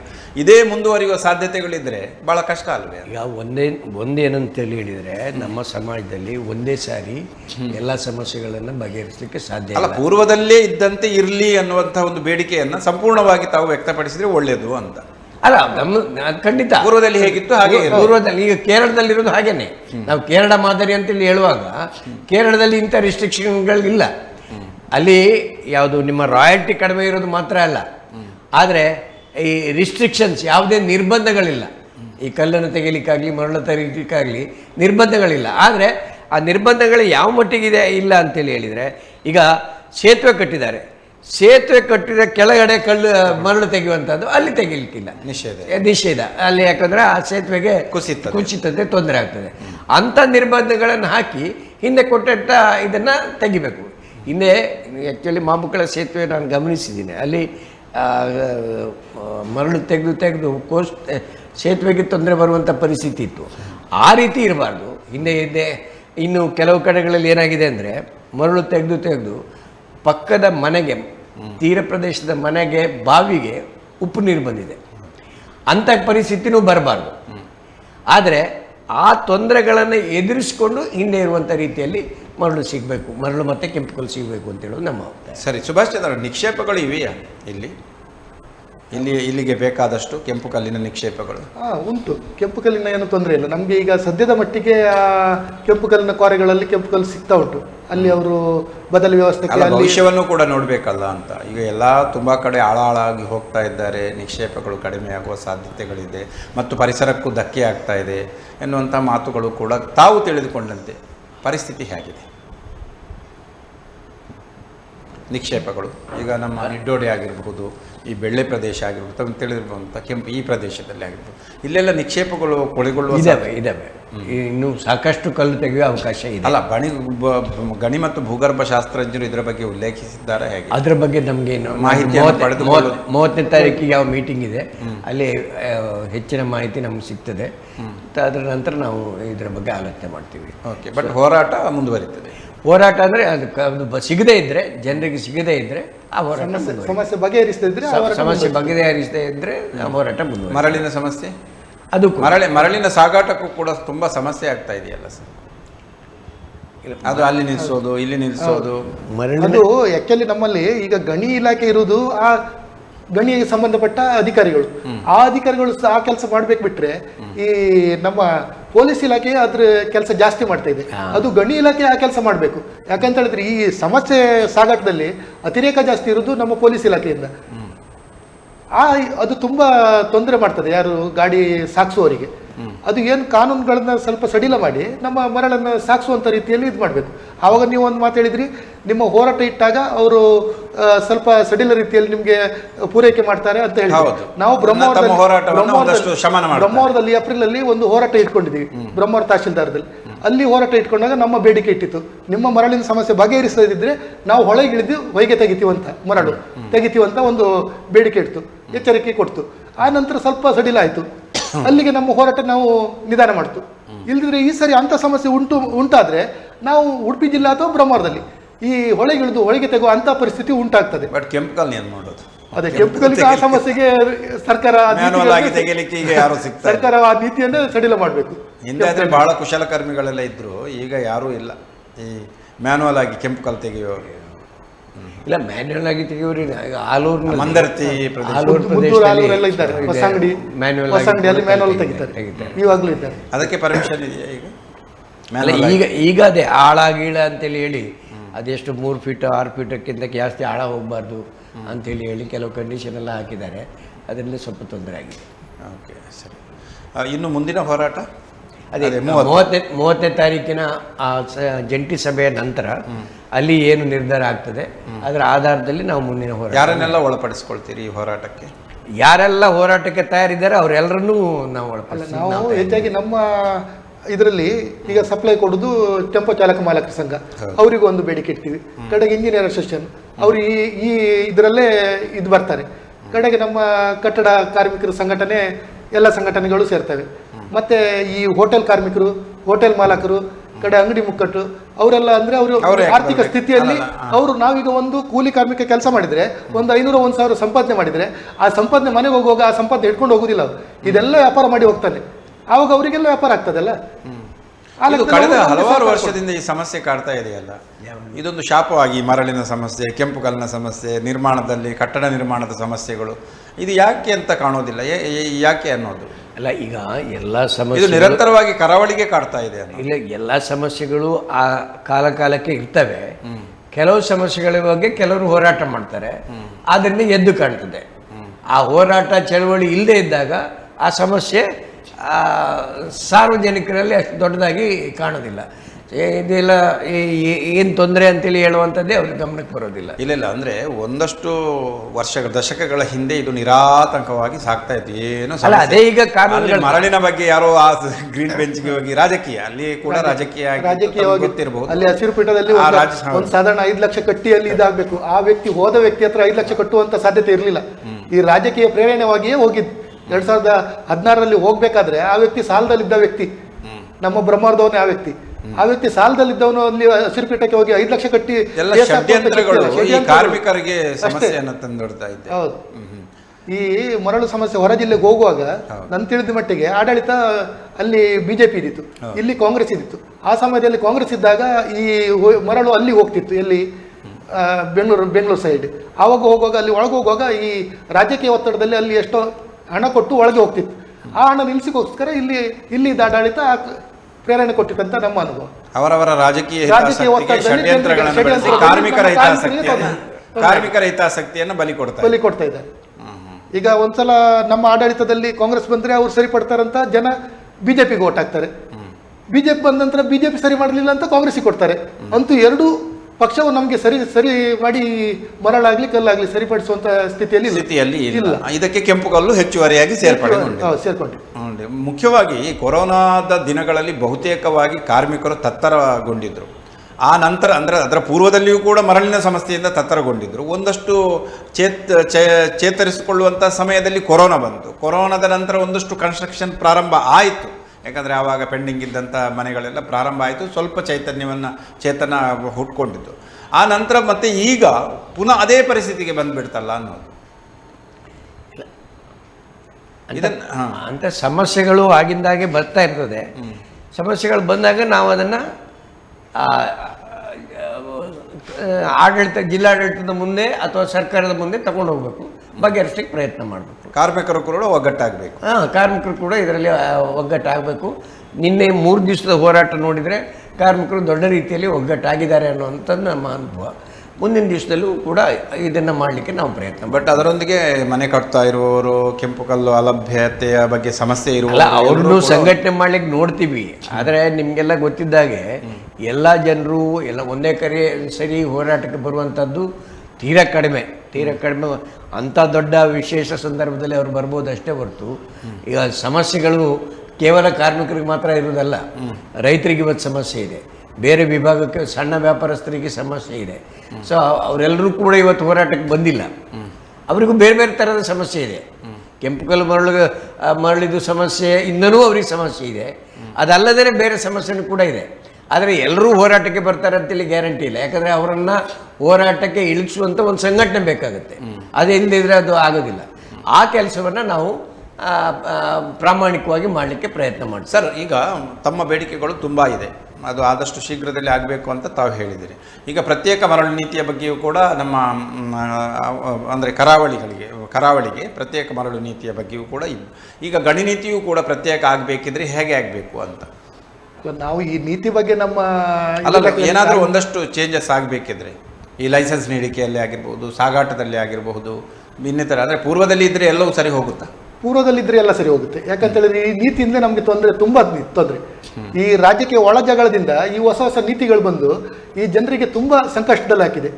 ಈ ಕಾರ್ಮಿಕರಿಗೆ ಕೆಲಸ ಇಲ್ಲ ಅಂತ ಹೇಳಿದ್ರೆ ಈ ಎರಡು ಪಕ್ಷದ ಜಗಳ ಒಳ ಜಗಳ ಮೂಲ ಕಾರಣ. ಮಾಲಕರು ಒಂದು ಪಕ್ಷದಲ್ಲಿದ್ರೆ ಇನ್ನೊಬ್ಬ ಈಗ ಗಣಿ ಏನು ಮಾಲಕರು ಇಲ್ಲಿ ವೃತ್ತಿ ಮಾಡ್ತಾರೆ, ಇವರಿಗೆಲ್ಲರಿಗೂ ತೊಂದರೆ. ಇವರು ಒಳ ಜಗಳದಿಂದಾಗಿ ನಮ್ಮ ಈ ಟೆಂಪೋ ಚಾಲಕ ಮಾಲಕರಾಗ್ಲಿ, ಈ ಕೃಷಿ ನಮ್ಮ ಕೂಲಿ ಕಾರ್ಮಿಕರಾಗ್ಲಿ, ಕಟ್ಟಡ ಕಾರ್ಮಿಕರಿಗೆ ಈ ತುಂಬಾ ತೊಂದರೆ ತಂದಿಟ್ಟದೆ ಇವರು ಒಳ ಜಗಳ. ಹೀಗೆ ಮುಂದುವರಿದ್ರೆ ಕಾರ್ಮಿಕರಿಗೆ ಸಂಕಷ್ಟ ತುಂಬಾ. ಒಂದಷ್ಟು ಸರಿಪಡಿಸುವ ನಿಟ್ಟಿನಲ್ಲಿ ಸರ್ಕಾರ ಯೋಚಿಸಬೇಕು. ಓಕೆ, ತಮ್ಮ ಈ ಹೋರಾಟಗಳಿಗೆ ಜನಪ್ರತಿನಿಧಿಗಳು ಏನಾದರೂ ಕೋಆಪರೇಟ್ ಮಾಡಿದ್ದಾರಾ? ಇಲ್ಲ, ನಾವೀಗ ಮನವಿ ಅವರಿಗೆ ಕೊಡ್ಲಿಲ್ವಾ ತಾವು? ಇಲ್ಲ, 3 ದಿನದಲ್ಲಿ ನಾವು ಹೋರಾಟ ಮಾಡುವಾಗ ಅಲ್ಲೇನು ಸ್ಥಳಕ್ಕೆ ಯಾರು ಆಗಮಿಸಿದ್ದಿಲ್ಲ.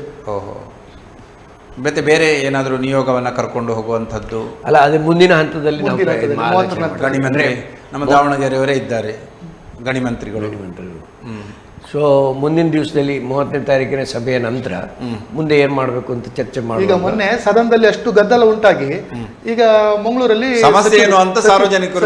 ಸಚಿವರು ಗುಂಡೂರಾವ್ ಅವರಿರುವುದು ಆಡಳಿತ ಪಕ್ಷವಾಗಿ ಇದ್ದು 1 ತಿಂಗಳಲ್ಲಿ ಸರಿಪಡಿಸಿ ಅಂತ ಗಣಿ ಇಲಾಖೆಗೆ ಆದೇಶ ಮಾಡಿದೆ ಅಂತ ಮೆನ್ಷನ್ ಮಾಡಿದ್ರು, ಪತ್ರಿಕೆಯಲ್ಲಿ ಓದಿದೆ.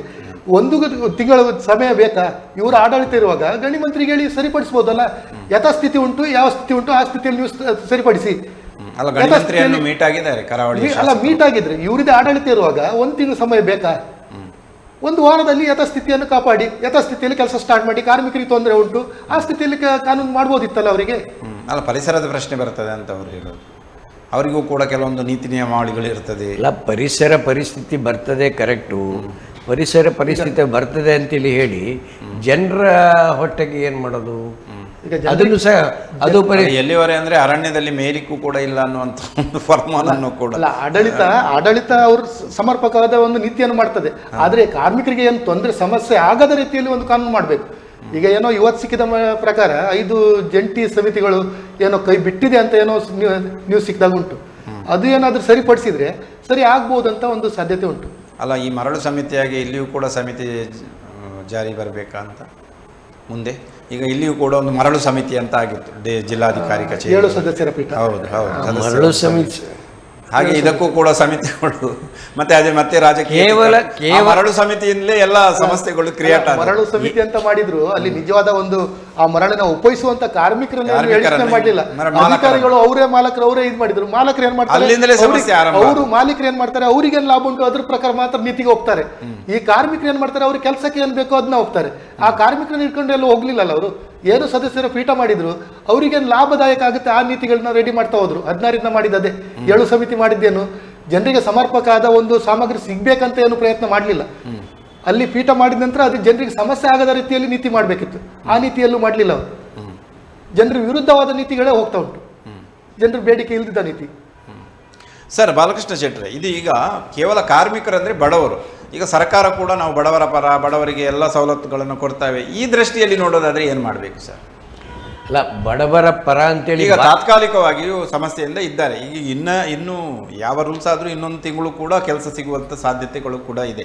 ಈಗಾಗಲೇ ಬಹಳ ಕಷ್ಟ ಅನುಭವಿಸಿದವರಿಗೆ ತಾತ್ಕಾಲಿಕವಾಗಿ ಏನಾದರೂ ಅವರಿಗೆ ಕೊಡಬೇಕಾ ಸರ್ಕಾರದ ಮಟ್ಟದಲ್ಲಿ? ಅಲ್ಲ, ನಾವು ಅದಕ್ಕೆ ಕೇಳಿದ್ದೇನೆಂದರೆ ಅವರಿಗೆ ಪರ್ಯಾಯವಾಗಿ ಅದು ಕೆಲಸ ಸಿಗುವವರೆಗೆ ತಿಂಗಳಿಗೆ 10,000 ರೂಪಾಯಿ ಸಹಾಯ ಮಾಡಿ ಅಂತೇಳಿ ಹೇಳುವಂಥ ಒಂದು ಬೇಡಿಕೆಯನ್ನು ಇಟ್ಟಿದ್ದೀವಿ. ಇದು ಒಂದು. ಎರಡನೇದು, ಅದೇ ನಾವು ಆ ನೀತಿಗಳನ್ನು ಸಡಿಲಗೊಳಿಸಿ ಕೆಂಪು ಕಲ್ಲನ್ನು ಮತ್ತು ಮರಳನ್ನು ಸರಿಯಾಗಿ ಕೊಡುವ ವ್ಯವಸ್ಥೆ ಮಾಡಿದರೆ, ಮತ್ತು ಸರ್ಕಾರನೇ ಒಂದು ಇದನ್ನು ಸ್ಟಾಕ್ ಮಾಡುವಂಥ ವ್ಯವಸ್ಥೆ ಮಾಡಿದರೆ ಅನುಕೂಲ ಆಗುತ್ತೆ ಅಂತೇಳಿ ಹೇಳುವಂಥದ್ದನ್ನು ಒತ್ತಾಯವನ್ನು ಮಾಡ್ತಾಯಿದ್ದೀವಿ. ಮತ್ತು ಇದು ರಾಯಲ್ಟಿಯನ್ನು ಕಡಿಮೆ ಮಾಡೋದ್ರ ಮುಖಾಂತರವಾಗಿ ಅದನ್ನು ಕಡಿಮೆ ದರದಲ್ಲಿ ಕಲ್ಲನ್ನು ಕೊಡಲಿಕ್ಕೆ ಸಾಧ್ಯ ಆಗಬೇಕು ಅಂತೇಳಿ ಹೇಳಿ, ಮತ್ತು CRZ ವಲಯದಲ್ಲಿ ಮರಳನ್ನು ತೆಗಿಲಿಕ್ಕೆ ಇಮಿಡಿಯೇಟ್ಲಿ ಅದು ಏನು ಕಾರ್ಯಕ್ರಮ ರೂಪಿಸಬೇಕು, ಬೇಗ ಕಾರ್ಯಕ್ರಮ ರೂಪಿಸಬೇಕು ಅಂತೇಳಿ ಹೇಳುವಂಥದ್ದು. ಸೊ ಇಂಥದ್ದೆಲ್ಲ ಕಾರ್ಯಕ್ರಮಗಳನ್ನು ನಾವು ಮಾಡ್ತಾಯಿದ್ದೀವಿ. ಮತ್ತು 30ನೇ ತಾರೀಕಿಗೆ ಮೀಟಿಂಗ್ ನಂತರ ಮುಂದೆ ಏನು ಕಾರ್ಯಕ್ರಮ ಮಾಡಬೇಕು ಅನ್ನುವಂಥದ್ದನ್ನು ಕೂಡ ನಾವು ನಿರ್ಧಾರ ಮಾಡ್ತೀವಿ. ಸರಿ, ಈಗ ಮೇಲ್ನೋಟಕ್ಕೆ ತಾವು ಹೇಳ್ತಾ ಇರೋದು ಇದರಿಂದ ಸಮಸ್ಯೆಗಳು ಕೇವಲ ಕಾರ್ಮಿಕರಿಗೆ ಅಲ್ಲ, ಇದು ಮುಂದಿನ ದಿನಗಳಲ್ಲಿ ಬೆಲೆ ಏರಿಕೆಯ ಒಂದು ಪ್ರಮಾಣ ಜಾಸ್ತಿಯಾಗಿ ಇಡೀ ಸಮಾಜದ ಬದುಕನ್ನು, ಜೀವನವನ್ನು ತತ್ತರಗೊಳಿಸುವಂಥ, ಅಂದರೆ ಮಧ್ಯಮ ವರ್ಗದ ಮತ್ತು ಕೆಳ ಮಧ್ಯಮ ವರ್ಗದವರ ಜೀವನವನ್ನು ತತ್ತರಿಸಿಕೊಳ್ಳುವಂಥ ಒಂದು ಸಾಧ್ಯತೆಗಳು ಇದೆಯಾ? ಹೌದು. ಯಾಕಂದರೆ ಇದು ಕೇವಲ ಕಾರ್ಮಿಕರ ಸಮಸ್ಯೆ ಅಲ್ಲ, ಇದರಿಂದಾಗಿ ಬೇರೆ ಬೇರೆ ಬೆಲೆ ಏರಿಕೆಗಳು ಹೆಚ್ಚಾಗುವಂಥ ಸಾಧ್ಯತೆಗಳು ಕೂಡ ಇದೆಯಲ್ಲ? ಸ್ವಲ್ಪ ಬೆಲೆ ಏರಿಕೆ ಜಾಸ್ತಿ ಆಗ್ತದೆ. ಅಲ್ಲ, ಇದರಿಂದ ಕೇವಲ ಈ ಕೆಂಪು ಕಲ್ಲಿನ ಸಮಸ್ಯೆಯಿಂದ ಬಹಳಷ್ಟು ಬೆಲೆ, ಅಂದರೆ ಒಂದಕ್ಕೆ ಬೆಲೆ ಜಾಸ್ತಿ ಆದರೆ ಬೇರೆ ಬೇರೆ ಬೆಲೆಗಳು ಕೂಡ ಜಾಸ್ತಿ. ಒಂದಕ್ಕೆ ಬೆಲೆ ಜಾಸ್ತಿ ಆದರೆ ಅದರ ಸಂಬಂಧ ಇನ್ನೊಂದಕ್ಕೆಲ್ಲ ಇರ್ತದೆ ಅನ್ನೋದು ಕರೆಕ್ಟ್ ಇದೆ. ಸೊ ಆದರೆ ಒಂದೇ ಸಮಯ ಇಡೀ ಸಮಾಜನೇ ಹೆಚ್ಚು ಕಡಿಮೆ ಆಗ್ತದೆ ಅನ್ನುವಂಥದ್ದಿಲ್ಲ. ಅದಕ್ಕೆ ಪರ್ಯಾಯವಾಗಿ ಇದು ಮಾಡಬೇಕಾಗುತ್ತೆ. ಇವತ್ತಿನ ಸಮಸ್ಯೆ ಯಾವುದಿದೆ, ಇವತ್ತಿನ ಸಮಸ್ಯೆಗೆ ಸರ್ಕಾರ ಪರಿಹಾರ ಕೊಡಬೇಕು. ಮುಂದೆ ಮತ್ತೆ ಅದಕ್ಕೆ ಸರಿಯಾಗಿ ಅದರ ನಿಕ್ಷೇಪಗಳು ಕಡಿಮೆ ಆದಂತಿದ್ರೆ ಪರ್ಯಾಯವಾಗಿ ಏನನ್ನು ಬೆಳೆಸಬಹುದು, ಪರ್ಯಾಯ ನಿಕ್ಷೇಪ ಇರ್ಬೋದು ಅಥವಾ ನಿಕ್ಷೇಪವೇ ಒಂದು ಇಲ್ಲ ಅಂತೇಳಿ ಪರ್ಯಾಯ ಸಾಮಗ್ರಿಗಳು, ಪರ್ಯಾಯ ಸಾಮಗ್ರಿಗಳಿಗೆ ಏನನ್ನ ಬಳಸಬಹುದು ಅಂತೇಳಿ ಹೇಳಿ ಬ್ಲಾಕ್ ಬಳಸಿ ಅಂತ ಅಲ್ಲ, ಸರ್ಕಾರ ಮನವರಿಕೆ ಮಾಡಬೇಕು. ಮನವರಿಕೆ ಈಗ ನಿಕ್ಷೇಪ ಇರುವಾಗ ಬ್ಲಾಕ್ ಬಳಸಿ ಅಂತೇಳಿ ಹೇಳಿದರೆ ಆವಾಗ ನಿಕ್ಷೇಪದ ಮೇಲೆ ನೀವು ಬಿಲ್ಡಿಂಗ್ ಕಟ್ಸ್ತಾ ಹೋಗ್ತೀರಿ. ನಿಕ್ಷೇಪ ಇರುವಾಗ ಅದನ್ನು ಬ್ಲಾಕ್ ಬಳಸಿ ಅಂತೇಳಿ ಹೇಳಿದರೆ ಅದಕ್ಕೆ ಅರ್ಥ ಇಲ್ಲ. ನಿಕ್ಷೇಪದಲ್ಲಿ ಈಗ ಗಣಿಯಲ್ಲಿ ಕೆಂಪು ಕಲ್ಲು ಅಥವಾ ಇನ್ನೊಂದು ಸಮುದ್ರದಲ್ಲಿ ಹೊಳೆಯಲ್ಲಿ ಮರಳು ಇರುವಾಗ ನೀವು ಸ್ಯಾಂಡನ್ನೇ ಬಳಸಿ ಅಂತೇಳಿ ಹೇಳಿದರೆ ಅರ್ಥ ಇಲ್ಲ ಅದಕ್ಕೆ. ಅಲ್ಲ, ಅವರು ಹೇಳ್ತಾರೆ ಪ್ರಾಕೃತಿಕ ಸಂಪತ್ತನ್ನು ಮುಂದಿನ ಪೀಳಿಗೆಗೆ ಉಳಿಸುವ ಪ್ರಯತ್ನ. ಅದು ಮಾಡ್ತಾ ಇಲ್ವಲ್ಲ, ಮಾಡಿದರೆ ನಮಗೆ ಬೇಸರ ಇಲ್ಲ. ಅದನ್ನು ಮಾಡ್ತಾ ಇಲ್ಲ ಇವತ್ತಿನ ಸರ್ಕಾರಗಳು. ಯಾವುದು ಪ್ರಾಕೃತಿಕ, ಈಗ ಬಳ್ಳಾರಿಯಲ್ಲಿ ಏನಾಯ್ತು ಸರ್, ಬಳ್ಳಾರಿಯಲ್ಲಿ ಏನಾಯಿತು, ಬೇಲಿಕೆರೆಯಲ್ಲಿ ಏನಾಯಿತು, ಗಣಿಯ ಹೆಸರಿನಲ್ಲಿ ಲೂಟಿ ಮಾಡಿದ್ದಲ್ವಾ. ಸೊ ಆ ರೀತಿಯ ಲೂಟಿ ಕೆಂಪು ಕಲ್ಲಿನಲ್ಲಿ ಆಗಿಲ್ಲ. ಸೊ ಆದರೆ ಇದೆಲ್ಲವೂ ಸುಸೂತ್ರವಾಗಿ ಮರಳಿನಲ್ಲೇ ಆದರೂ ಕೆಲವೊಂದು ಲೂಟಿಗಳು ಆಗ್ತಾ ಇತ್ತು, ಬಟ್ ಈ ಕೆಂಪು ಕಲ್ಲು ಸುಸೂತ್ರವಾಗಿ ಸಾಗ್ತಾ ಇತ್ತು. ಅದಕ್ಕೆ ಚರ್ಚೆಯ ಮುಖಾಂತರ ಅದನ್ನು ಹೇಗೆ ಬಗೆಹರಿಸ್ಕೊಳ್ಬೇಕು ಅಂತೇಳಿ ನೋಡ್ಬೋದು. ಚರ್ಚೆ ಮಾಡಿ ಅದನ್ನು ಹೇಗೆ ಬಗೆಹರಿಸ್ಕೊಳ್ಬೋದು, ಜನರಿಗೆ ಹೇಗೆ ಅನುಕೂಲ ಆಗ್ಬೋದು ಅಂತೇಳಿ ಹೇಳಿದ್ರೆ ನೋಡಬೇಕು. ಆ ರೀತಿಯಾಗಿ ಅನುಕೂಲ ಮಾಡಿ ಕೊಡಬೇಕು ಅವರು. ಇಲ್ಲಿ ನಿಕ್ಷೇಪಣೆ ಕಡಿಮೆ ಆಗ್ತಂತ ಹೇಳಿ ಸರ್. ನಮ್ಮ ಈಗ ಸಿಮೆಂಟ್ ತಯಾರಿಕೆಯಲ್ಲಿ ಬಿಳಿ ಕಲ್ಲನ್ನು, ಸುಣ್ಣದ ಕಲ್ಲು ಉಪಯೋಗಿಸ್ತಾರೆ. ಆ ಸುಣ್ಣದ ಕಲ್ಲು ಯಾವ ತರ ಮಿಷನರಿ ತೆಗಿತಾ ಇದ್ದಾರೆ ನಾವು ನೋಡ್ತೀವಿ. ಕಂಪನಿ ಮೀಟಿಂಗ್ ಎಲ್ಲ ಹೋದಾಗ ಅದು ನಮ್ಮ ಟಿವಿ ಚಾನಲ್ ಅಲ್ಲಿ ತೋರಿಸ್ತಾರೆ ಅವರು. ಆ ತೋರಿಸುವಾಗ ಸುಣ್ಣದ ಕಲ್ಲು ಅಷ್ಟು ತೆಗಿತಾರೆ. ಅಲ್ಲಿ ಯಾವ ನೀತಿ ಇರುವುದಿಲ್ವಾ? ಆ ಸಿಮೆಂಟ್ ಅಲ್ಲಿಂದ ಇಲ್ಲಿ ಸಪ್ಲೈ ಕೊಡ್ತಾರೆ ನಮಗೆ. ಅದು ಸಪ್ಲೈಗೂ ಯಾವುದು ಸಾಗಾಟಕ್ಕೂ ಯಾವ ತೊಂದರೆ ಇಲ್ಲ. ಏನು ಕಟ್ತಾರೆ ಸರ್ಕಾರಕ್ಕೆ ಕಟ್ಟಿ ತರ್ತಾರೆ. ಅದೇ ರೀತಿಯಲ್ಲಿ ಏನು ಅಲ್ಲ, ಕೋಸ್ಟಲ್ ಬೆಲ್ಟಲ್ಲಿ ಧಾರಣಾ ಸಾಮರ್ಥ್ಯದ ಬಗ್ಗೆಯೂ ಕೂಡ ಕೆಲವೊಂದು ಪ್ರಸ್ತಾಪವನ್ನು ಮಾಡ್ತಾರೆ. ಇಲ್ಲಿಯ ಧಾರಣಾ ಸಾಮರ್ಥ್ಯ ಕಡಿಮೆ ಇದೆ ಅಂತ. Weighing capacity of the land ಇಲ್ಲಿದ್ದು ಸ್ವಲ್ಪ ಕಡಿಮೆ ಇದೆ, ಅದಕ್ಕಾಗಿ ಹೆಚ್ಚು ಪ್ರಾಕೃತಿಕವಾಗಿ ಆಕ್ರಮಣ ಮಾಡೋದು ಒಂದಷ್ಟು ಕಡಿಮೆ ಮಾಡಿ ಎನ್ನುವಂಥ ನೆಲೆಯಲ್ಲೂ ಕೂಡ ನಿರ್ಧಾರ ಕೈಗೊಂಡಿರಬಹುದು. ಈಗ 100 ಮಾಳಿಗೆ ಕಟ್ಟಡ ಕಟ್ಟಿ ಧಾರಣ ಸಾಮರ್ಥ್ಯ ಇರ್ತದ?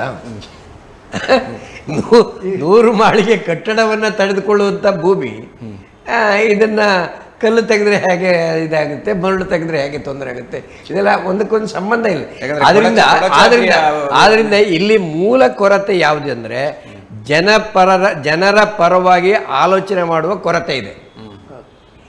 ಕೆಲವು ವ್ಯಕ್ತಿಗಳ ಪರವಾಗಿ ಆಲೋಚನೆ ಮಾಡುವಂಥ ಉದ್ದೇಶ ಗುರಿ ಜಾಸ್ತಿ ಇದೆ.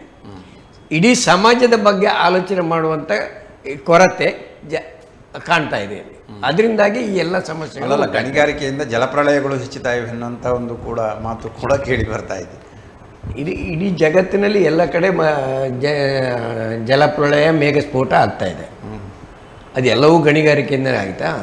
ಒಂದು ಒಟ್ಟಾರೆಯಾಗಿ ಒಂದೊಂದು ಕಾರಣದಿಂದ ಆಗಿರ್ತದೆ. ಅದು ಆ ಪ್ರಕೃತಿ ವಿಕೋಪ ಯಾಕೆ ಏನು ಇರುತ್ತೆ ಅಂತೇಳಿ. ಇವತ್ತು ಮೊದಲು ಒಂದು ಕಾಲದಲ್ಲಿ ಚಿರಾಪುಂಜಿಯಲ್ಲಿ ಮಳೆ ಜಾಸ್ತಿ ಇತ್ತು, ಉಡುಪಿ. ಈಗ ಚಿರಾಪುಂಜಿಯಲ್ಲಿ ಮಳೆನೇ ಇಲ್ಲ. ನಾನು ಚಿರಾಪುಂಜಿಗೆ ಹೋಗಿದ್ದೆ, ಅಲ್ಲಿ ಮಳೆನೇ ಆಗ್ತಾ ಇಲ್ಲ. ಬಾರಿ ಉಡುಪಿ ಫಸ್ಟ್ ಬಂದಿದೆ. ಈ ಬಾರಿ ಉಡುಪಿ ಇಡೀ ದೇಶದಲ್ಲೇ ಫಸ್ಟ್ ಬಂದಿದೆ. ಇದು ಯಾರು ಕಾರಣ ಅಂತೇಳಿ ಹೇಳೋದು?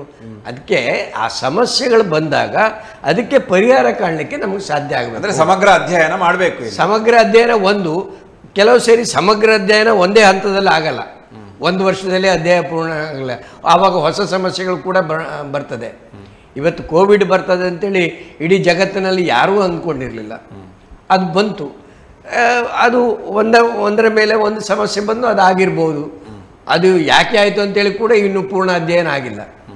ಇಡೀ ಜಗತ್ತಿನಲ್ಲಿ ನಡೆದ ಕೋವಿಡ್ ಸಮಸ್ಯೆ ಯಾಕೆ ಬಂತು ಅಂತೇಳಿ ಕೂಡ ಇನ್ನೂ ಪೂರ್ಣ ಅಧ್ಯಯನ ಆಗಿಲ್ಲ. ಅಂಥದ್ರಲ್ಲಿ ಎಲ್ಲವೂ ಕೂಡ ಒಂದೇ ಸಾರಿ ಬಗೆಹರಿಸಲಿಕ್ಕೆ ಸಾಧ್ಯ ಇಲ್ಲ. ಒಂದು ಬಗೆಹರಿಸಿದಾಗ ಇನ್ನೊಂದು ಸಮಸ್ಯೆ ಬರ್ಬೋದು. ಏನಂದರೆ ಆ ಸಮಸ್ಯೆಗಳು ಬಂದಾಗ ಪರಿಹಾರ ಕಾಣಲಿಕ್ಕೆ ಸಾಧ್ಯ ಆಗಬೇಕು. ಆ ಪರಿಹಾರ ಅಂತೇಳಿ ಹೇಳೋದು ಬಹುಸಂಖ್ಯಾತ ಜನರ ಪರವಾಗಿರ್ಬೇಕು ಅಷ್ಟೇ. ಸರ್, ಕೊನೆಯದಾಗಿ ತಮ್ಮ ಹೋರಾಟಗಳಲ್ಲಿ ಭಾಗವಹಿಸುವಂತೆ ಜನರಿಗೆ ಕರೆ ನೀಡುವುದಾದರೆ ಏನು ಹೇಳ್ತೀರಾ? ಈಗ ಮನೆ ಕಟ್ಟುವವರು ಅರ್ಧಕ್ಕೆ ನಿಲ್ಲಿಸಿದ್ದಾರೆ. ಅವರು ಬರಬಹುದು ಅಂತ ನಿರೀಕ್ಷೆಯಲ್ಲಿದ್ದಾರೆ. ಯಾಕೆಂದರೆ ಸುಭಾಷ್ ಚಂದ್ರ ನಾಯಕರು, ಬಾಲಕೃಷ್ಣ ಶೆಟ್ಟರು ಏನಾದರೂ ಮಾಡಿ ಕೊಡ್ತಾರೆ ಅಂತ ವಿಶ್ವಾಸದಲ್ಲಿ ಇರ್ತಾರೆ. ಯಾಕಂದರೆ ತಮಗೆ ತಿಳಿದೆ ಈ ಸಮಾಜವೇ ಆಗಿದೆ. ಈ ಸಂದರ್ಭದಲ್ಲಿ ಇಂಥ ಹೋರಾಟಗಳು, ಯಾಕಂದರೆ ಈ ವಿಷಯ ಈಗ ತಾವು ಪ್ರಸ್ತಾಪಿಸಿದ್ದಕ್ಕಿಂತ ಮುನ್ನೆ, ಈ ಸದನದಲ್ಲಿ ಪ್ರಸ್ತಾಪಿಸಿದ ನಂತರ ಅಥವಾ ತಾವು ಹೋರಾಟಗಳಲ್ಲಿ ಭಾಗಿಯಾದ ನಂತರವೇ ಹೆಚ್ಚಾಗಿ ಜನರಿಗೆ ಒಂದಷ್ಟು ಪರಿಚಯ ಆದದ್ದು ಈ ಸಮಸ್ಯೆ ಇಷ್ಟು ಗಂಭೀರ ಇದೆ ಅಂತ. ಏನು ಹೇಳ್ತೀರಾ ನಮ್ಮ ವೀಕ್ಷಕರಿಗೆ, ಸಾರ್ವಜನಿಕರಿಗೆ? ಅದೇ ಈ ಹೋರಾಟ ಈಗ ನಮಗೆ ಏನು 30ಕ್ಕೆ ಗಡು ಕೊಟ್ಟವರು ಏನು ಜಂಟಿ ಸಭೆ ಕರೆದಿದ್ರು, ಅಲ್ಲಿ ಪರಿಹಾರ ಆಗದಿದ್ರೆ ನಾವು ಈ ತರ ಹೋರಾಟಕ್ಕೆ ಇಳಿಬೇಕಾಗತ್ತೆ. ಎಲ್ಲರೂ ಭಾಗವಹಿಸಬೇಕು. ಮನೆ ಕಟ್ಟುವವರು ಅಥವಾ ಈ ಉದ್ಯೋಗಕ್ಕೆ ನಂಬ್ಕೊಂಡಿದ್ದ ಅವರು, ಈಗ ಒಂದು ಪುರುಷ ನಂಬ್ಕೊಂಡಿದ್ರೆ ಆ ಮನೆಯವ್ರನ್ನ ತಗೊಂಡ್ರು ಹೋರಾಟಕ್ಕೆ ಹೋಗೋದು, ಅಥವಾ ಈ ಕಲಿಯೋ ವಿದ್ಯಾರ್ಥಿಗಳನ್ನ ತಗೊಂಡು ಹೋಗಿ ಹೋರಾಟ ಕೊಡುವಂಥ ಸಾಧ್ಯತೆ ಉಂಟು. ಯಾಕಂತ ಹೇಳಿದ್ರೆ ಆ ವಿದ್ಯಾರ್ಥಿಗಳು ಕಲಿಬೇಕಾದ್ರೆ ಈ ಉದ್ಯೋಗಕ್ಕೆ ಹೋದರೆ ಮಾತ್ರ ಆ ವಿದ್ಯಾರ್ಥಿ ವಿದ್ಯೆ ಕಲಿಬೋದು. ಅವ್ರನ್ನು ಕರ್ಕೊಂಡೋಗಿ ಹೋರಾಟ ಮಾಡುವಂಥ ಇಳಿಯುವ ಸಾಧ್ಯತೆ ಉಂಟು. ಅಂದರೆ ಕಲ್ಲು ಸಿಗಲಿಲ್ಲ ಕರ್ಮಫಲ ಅಂತ ತಟಸ್ಥ ಆಗಬಾರ್ದು, ಹೋರಾಟದಲ್ಲಿ ಭಾಗವಹಿಸಿ. ನಮ್ಮಲ್ಲಿ ವಾಡಿಕೆ ಇದೆ, ಆದಾಗ ಆಗ್ತದೆ ಇದೆಲ್ಲ ಕರ್ಮಫಲ. ನಮ್ಮ ಹಣೆ ಬರದಲ್ಲಿ ತಟಸ್ಥ ಆಗಬಾರ್ದು. ಬಾಲಕೃಷ್ಣ ಶೆಟ್ಟಿ ಏನು ನಿವೇದನೆ ಮಾಡಿ? ನಾವು CITಗೆ ಸೇರಿದ ಕಾರ್ಮಿಕ ಸಂಘಗಳು, ನಾವು ವಿಜ್ಞಾನದಲ್ಲಿ ದೃಢವಾದ ನಂಬಿಕೆಯನ್ನು ಇಟ್ಟವರು, ನಾವು ಎಲ್ಲ ಸಮಸ್ಯೆಗಳಿಗೂ ಪರಿಹಾರ ಇದೆ ಅಂತೇಳಿ ಕೂಡ ನಂಬಿಕೆ ಇಟ್ಟವರು. ಆದರೆ ಆ ಪರಿಹಾರ ಅಂತೇಳಿ ಹೇಳೋದು ಸಾಮಾನ್ಯ ಜನರಿಗೆ ಆಗುವಂಥ ಪರಿಹಾರ ಆಗಬೇಕು, ಬಡ ಮತ್ತು ಮಧ್ಯಮ ವರ್ಗಕ್ಕೆ ಸಿಗುವಂಥ ಪರಿಹಾರ ಆಗಬೇಕು, ಕೇವಲ ಕೆಲವೇ ವ್ಯಕ್ತಿಗಳಿಗೆ ಸಹಾಯ ಆಗುವಂಥ ಪರಿಹಾರ ಆಗಬಾರ್ದು. ಈ ರೀತಿಯಾಗಿ ಇದನ್ನು ಪರಿಹಾರ ಕಾಣಲಿಕ್ಕೆ ಕೆಂಪು ಕಲ್ಲು ಮತ್ತು ಮರಳು ಈ ಸಂದರ್ಭದಲ್ಲಿ ಪರಿಹಾರ ಕಾಣಲಿಕ್ಕೆ ಜಿಲ್ಲಾಡಳಿತ ಮತ್ತು ರಾಜ್ಯ ಸರ್ಕಾರ ಗಮನ ಕೊಡಬೇಕು ಅಂತೇಳಿ ಹೇಳ್ತಾ, ಮುಂದಿನ ದಿವಸದಲ್ಲಿ ಇದಕ್ಕೆ ಹೋರಾಟ ಅಗತ್ಯ ಇದ್ದರೆ ಇನ್ನೂ ತೀವ್ರವಾದ ಹೋರಾಟವನ್ನು ನಾವು ಮಾಡ್ತೀವಿ. ಅಂಥ ಸಂದರ್ಭದಲ್ಲಿ ಇದಕ್ಕೆ ಬಾಧಿತರಾದ ಎಲ್ಲ ಜನಸಮೂಹ ಮತ್ತು ಸಮಾಜದ ಬಗ್ಗೆ ಚಿಂತನೆ ಮಾಡುವಂಥ ಎಲ್ಲ ಜನಸಮೂಹ ನಮ್ಮ ಜೊತೆ ಕೈ ಜೋಡಿಸಬೇಕಾಗಿ ನಾವು ವಿನಮ್ರವಾಗಿ ವಿನಂತಿ ಮಾಡ್ಕೊಳ್ತೇವೆ. ಆದಷ್ಟು ಶೀಘ್ರದಲ್ಲಿ ಈ ಸಮಸ್ಯೆಗೆ ಪರಿಹಾರ ಸಿಗಬೇಕು, ಇಲ್ಲವಾದರೆ ಮತ್ತಷ್ಟು ಸಮಸ್ಯೆಗಳನ್ನು ಬಿಗಡಾಯಿಸುವ ಸಾಧ್ಯತೆ ಇದೆ. ಸರಿ, ಕಾರ್ಯಕ್ರಮದಲ್ಲಿ ಭಾಗವಹಿಸಿದಂಥ ಮಾನ್ಯ ಸುಭಾಷ್ ಚಂದ್ರ ನಾಯಕರವರೇ, ಹಾಗೆಯೇ ಬಾಲಕೃಷ್ಣ ಶೆಟ್ಟಿಯವರೇ, ತಮ್ಮ ಹೋರಾಟ ಸಫಲವಾಗಲಿ. ಆದಷ್ಟು ಶೀಘ್ರದಲ್ಲಿ ಮತ್ತೆ ಯಥಾಸ್ಥಿತಿಯಾಗಿ ಈ ಕೆಂಪು ಕಲ್ಲು ಮತ್ತು ಮರಳು ಲಭ್ಯ ಆಗಲಿ. ಈಗ ಒಂದು ದಶಕಗಳಿಂದಿರುವಂಥ ಈ ಸಮಸ್ಯೆಯಿಂದ ಜನರು ಕೂಡ ಮುಕ್ತವಾಗಲಿ ಮತ್ತು ಕಾರ್ಮಿಕರು ಕೂಡ ಮುಕ್ತವಾಗಲಿ ಅನ್ನುವಂಥ ಆಶಯ. ಭಾಗವಹಿಸಿದ್ದಕ್ಕಾಗಿ ಧನ್ಯವಾದಗಳು. ನಮಸ್ಕಾರ. ವೀಕ್ಷಕರೇ, ಇದು ಇಂದಿನ ಕಾರ್ಯಕ್ರಮ. ಮುಖ್ಯವಾಗಿ ನಾವು ಕಾರ್ಮಿಕರು, ಕಟ್ಟಡ ಕಾರ್ಮಿಕರು ಅಥವಾ ಇತರ ಕಾರ್ಮಿಕರು ಅವರ ಈ ಸಮಸ್ಯೆಯ ಬಗ್ಗೆ ಗಂಭೀರವಾಗಿ ಆಲೋಚಿಸುವುದಿಲ್ಲ. ಈ ಕೆಲಸ ಅಲ್ಲದ್ರೆ ಇನ್ನೊಂದು ಕೆಲಸ ಹುಡುಕ್ತಾನೆ ಅನ್ನುವಂಥ ನಮ್ಮದೇ ಆದಂಥ ಸ್ವಯಂ ನಿರ್ಧಾರಕ್ಕೆ ಬರ್ತೇವೆ. ಬಟ್ ಇದು ತಪ್ಪು. ಯಾಕಂದರೆ ಕಾರ್ಮಿಕರು ದಿನಗೂಲಿಗಾಗಿ, ಅವರ ದಿನದ ಜೀವನ ನಿರ್ವಹಣೆಗಾಗಿ ನಿರಂತರವಾಗಿ ಬಹಳಷ್ಟು ಕಷ್ಟಪಟ್ಟು ಕಾದು ಕುಳಿತುಕೊಂಡು ಒಂದು ಉದ್ಯೋಗವನ್ನು ಮಾಡುವುದರಿಂದ ಈ ನಮ್ಮ ಸೃಷ್ಟಿಯ ಸಮತೋಲನ ಅಂದರೆ ನಮ್ಮ ಕನ್ಸ್ಟ್ರಕ್ಷನ್ ವರ್ಕ್ ಆಗಿರ್ಬೋದು, ರೋಡ್ ಕನ್ಸ್ಟ್ರಕ್ಷನ್ ವರ್ಕ್ ಆಗಿರ್ಬೋದು, ನಮ್ಮ ಮನೆಯ ಕೆಲಸಗಳಾಗಿರ್ಬೋದು, ಇದೆಲ್ಲವೂ ಕೂಡ ಸುಸೂತ್ರವಾಗಿ ನಡೀತದೆ. ಆ ಕಾರ್ಮಿಕರೇ ಇಲ್ಲ, ಅವರ ಅಸ್ತಿತ್ವವೇ ಇಲ್ಲ ಅಂದಾಗ ಬಹುತೇಕವಾಗಿ ನಮ್ಮ ಯಾವುದೇ ಕೆಲಸಗಳು ಅಥವಾ ನಮ್ಮ ಯಾವುದೇ ಅಭಿವೃದ್ಧಿ ಕಾರ್ಯಗಳು ಕೂಡ ಆಗೋದಿಲ್ಲ. ಈ ಒಂದು ಸೂಕ್ಷ್ಮ ವಿಷಯ, ಯಾಕಂದರೆ ಕಾರ್ಮಿಕರು ಅಂದ ಕೂಡಲೇ ಒಂದಷ್ಟು ಜನ ಒಂದಷ್ಟು ಲೋ ಸ್ಟೇಟಸಲ್ಲಿ ನೋಡೋದು, ಇದೆಲ್ಲವೂ ಕೂಡ ತಪ್ಪು. ಅವರು ಇರುವುದರಿಂದ ನಮ್ಮ ವ್ಯವಸ್ಥೆ, ನಮ್ಮ ಈ ಮೂಲಭೂತ ಅವಶ್ಯಕತೆಗಳ ವ್ಯವಸ್ಥೆ ಬಹಳ ಸುಸೂತ್ರವಾಗಿ ಸಾಗ್ತಾ ಇದೆ ಅನ್ನುವಂಥ ಸತ್ಯವನ್ನು ಎಲ್ಲರೂ ಒಪ್ಪಿಕೊಳ್ಬೇಕು. ಮತ್ತು ಈ ಮೂಲಕವಾಗಿ ಅವರು ಅನುಭವಿಸುವಂಥ ಸಂಕಷ್ಟದ ಸಮಯದಲ್ಲಿ ಅವರಿಗೆ ಒಂದಷ್ಟು ಬೆಂಗಾವಲಾಗಿ ನಿಲ್ಲಬೇಕು. ಇದೀಗ ಬಂದಿರುವಂಥ ಸಮಸ್ಯೆ ಬಹಳ ಗಂಭೀರ ಸಮಸ್ಯೆ ಕಟ್ಟಡ ಕಾರ್ಮಿಕರಿಗೆ ಮತ್ತು ನಿರ್ಮಾಣ ಕಾರ್ಮಿಕರಿಗೆ ಮತ್ತು ಇತರ ಕಾರ್ಮಿಕರಿಗೆ. ಯಾಕಂದರೆ ಎರಡೂ ಕೂಡ, ಕೆಂಪು ಕಲ್ಲು ಲಭ್ಯ ಇಲ್ಲ, ಮರಳು ಕೂಡ ಲಭ್ಯ ಇಲ್ಲ.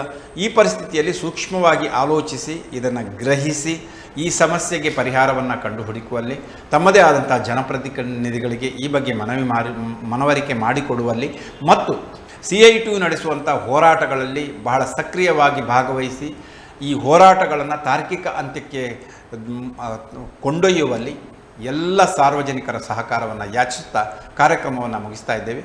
ಮತ್ತೆ ಭೇಟಿಯಾಗೋಣ ಮುಂದಿನ ವಾರ. ಅಲ್ಲಿವರೆಗೆ ನಮಸ್ಕಾರ, ಧನ್ಯವಾದ.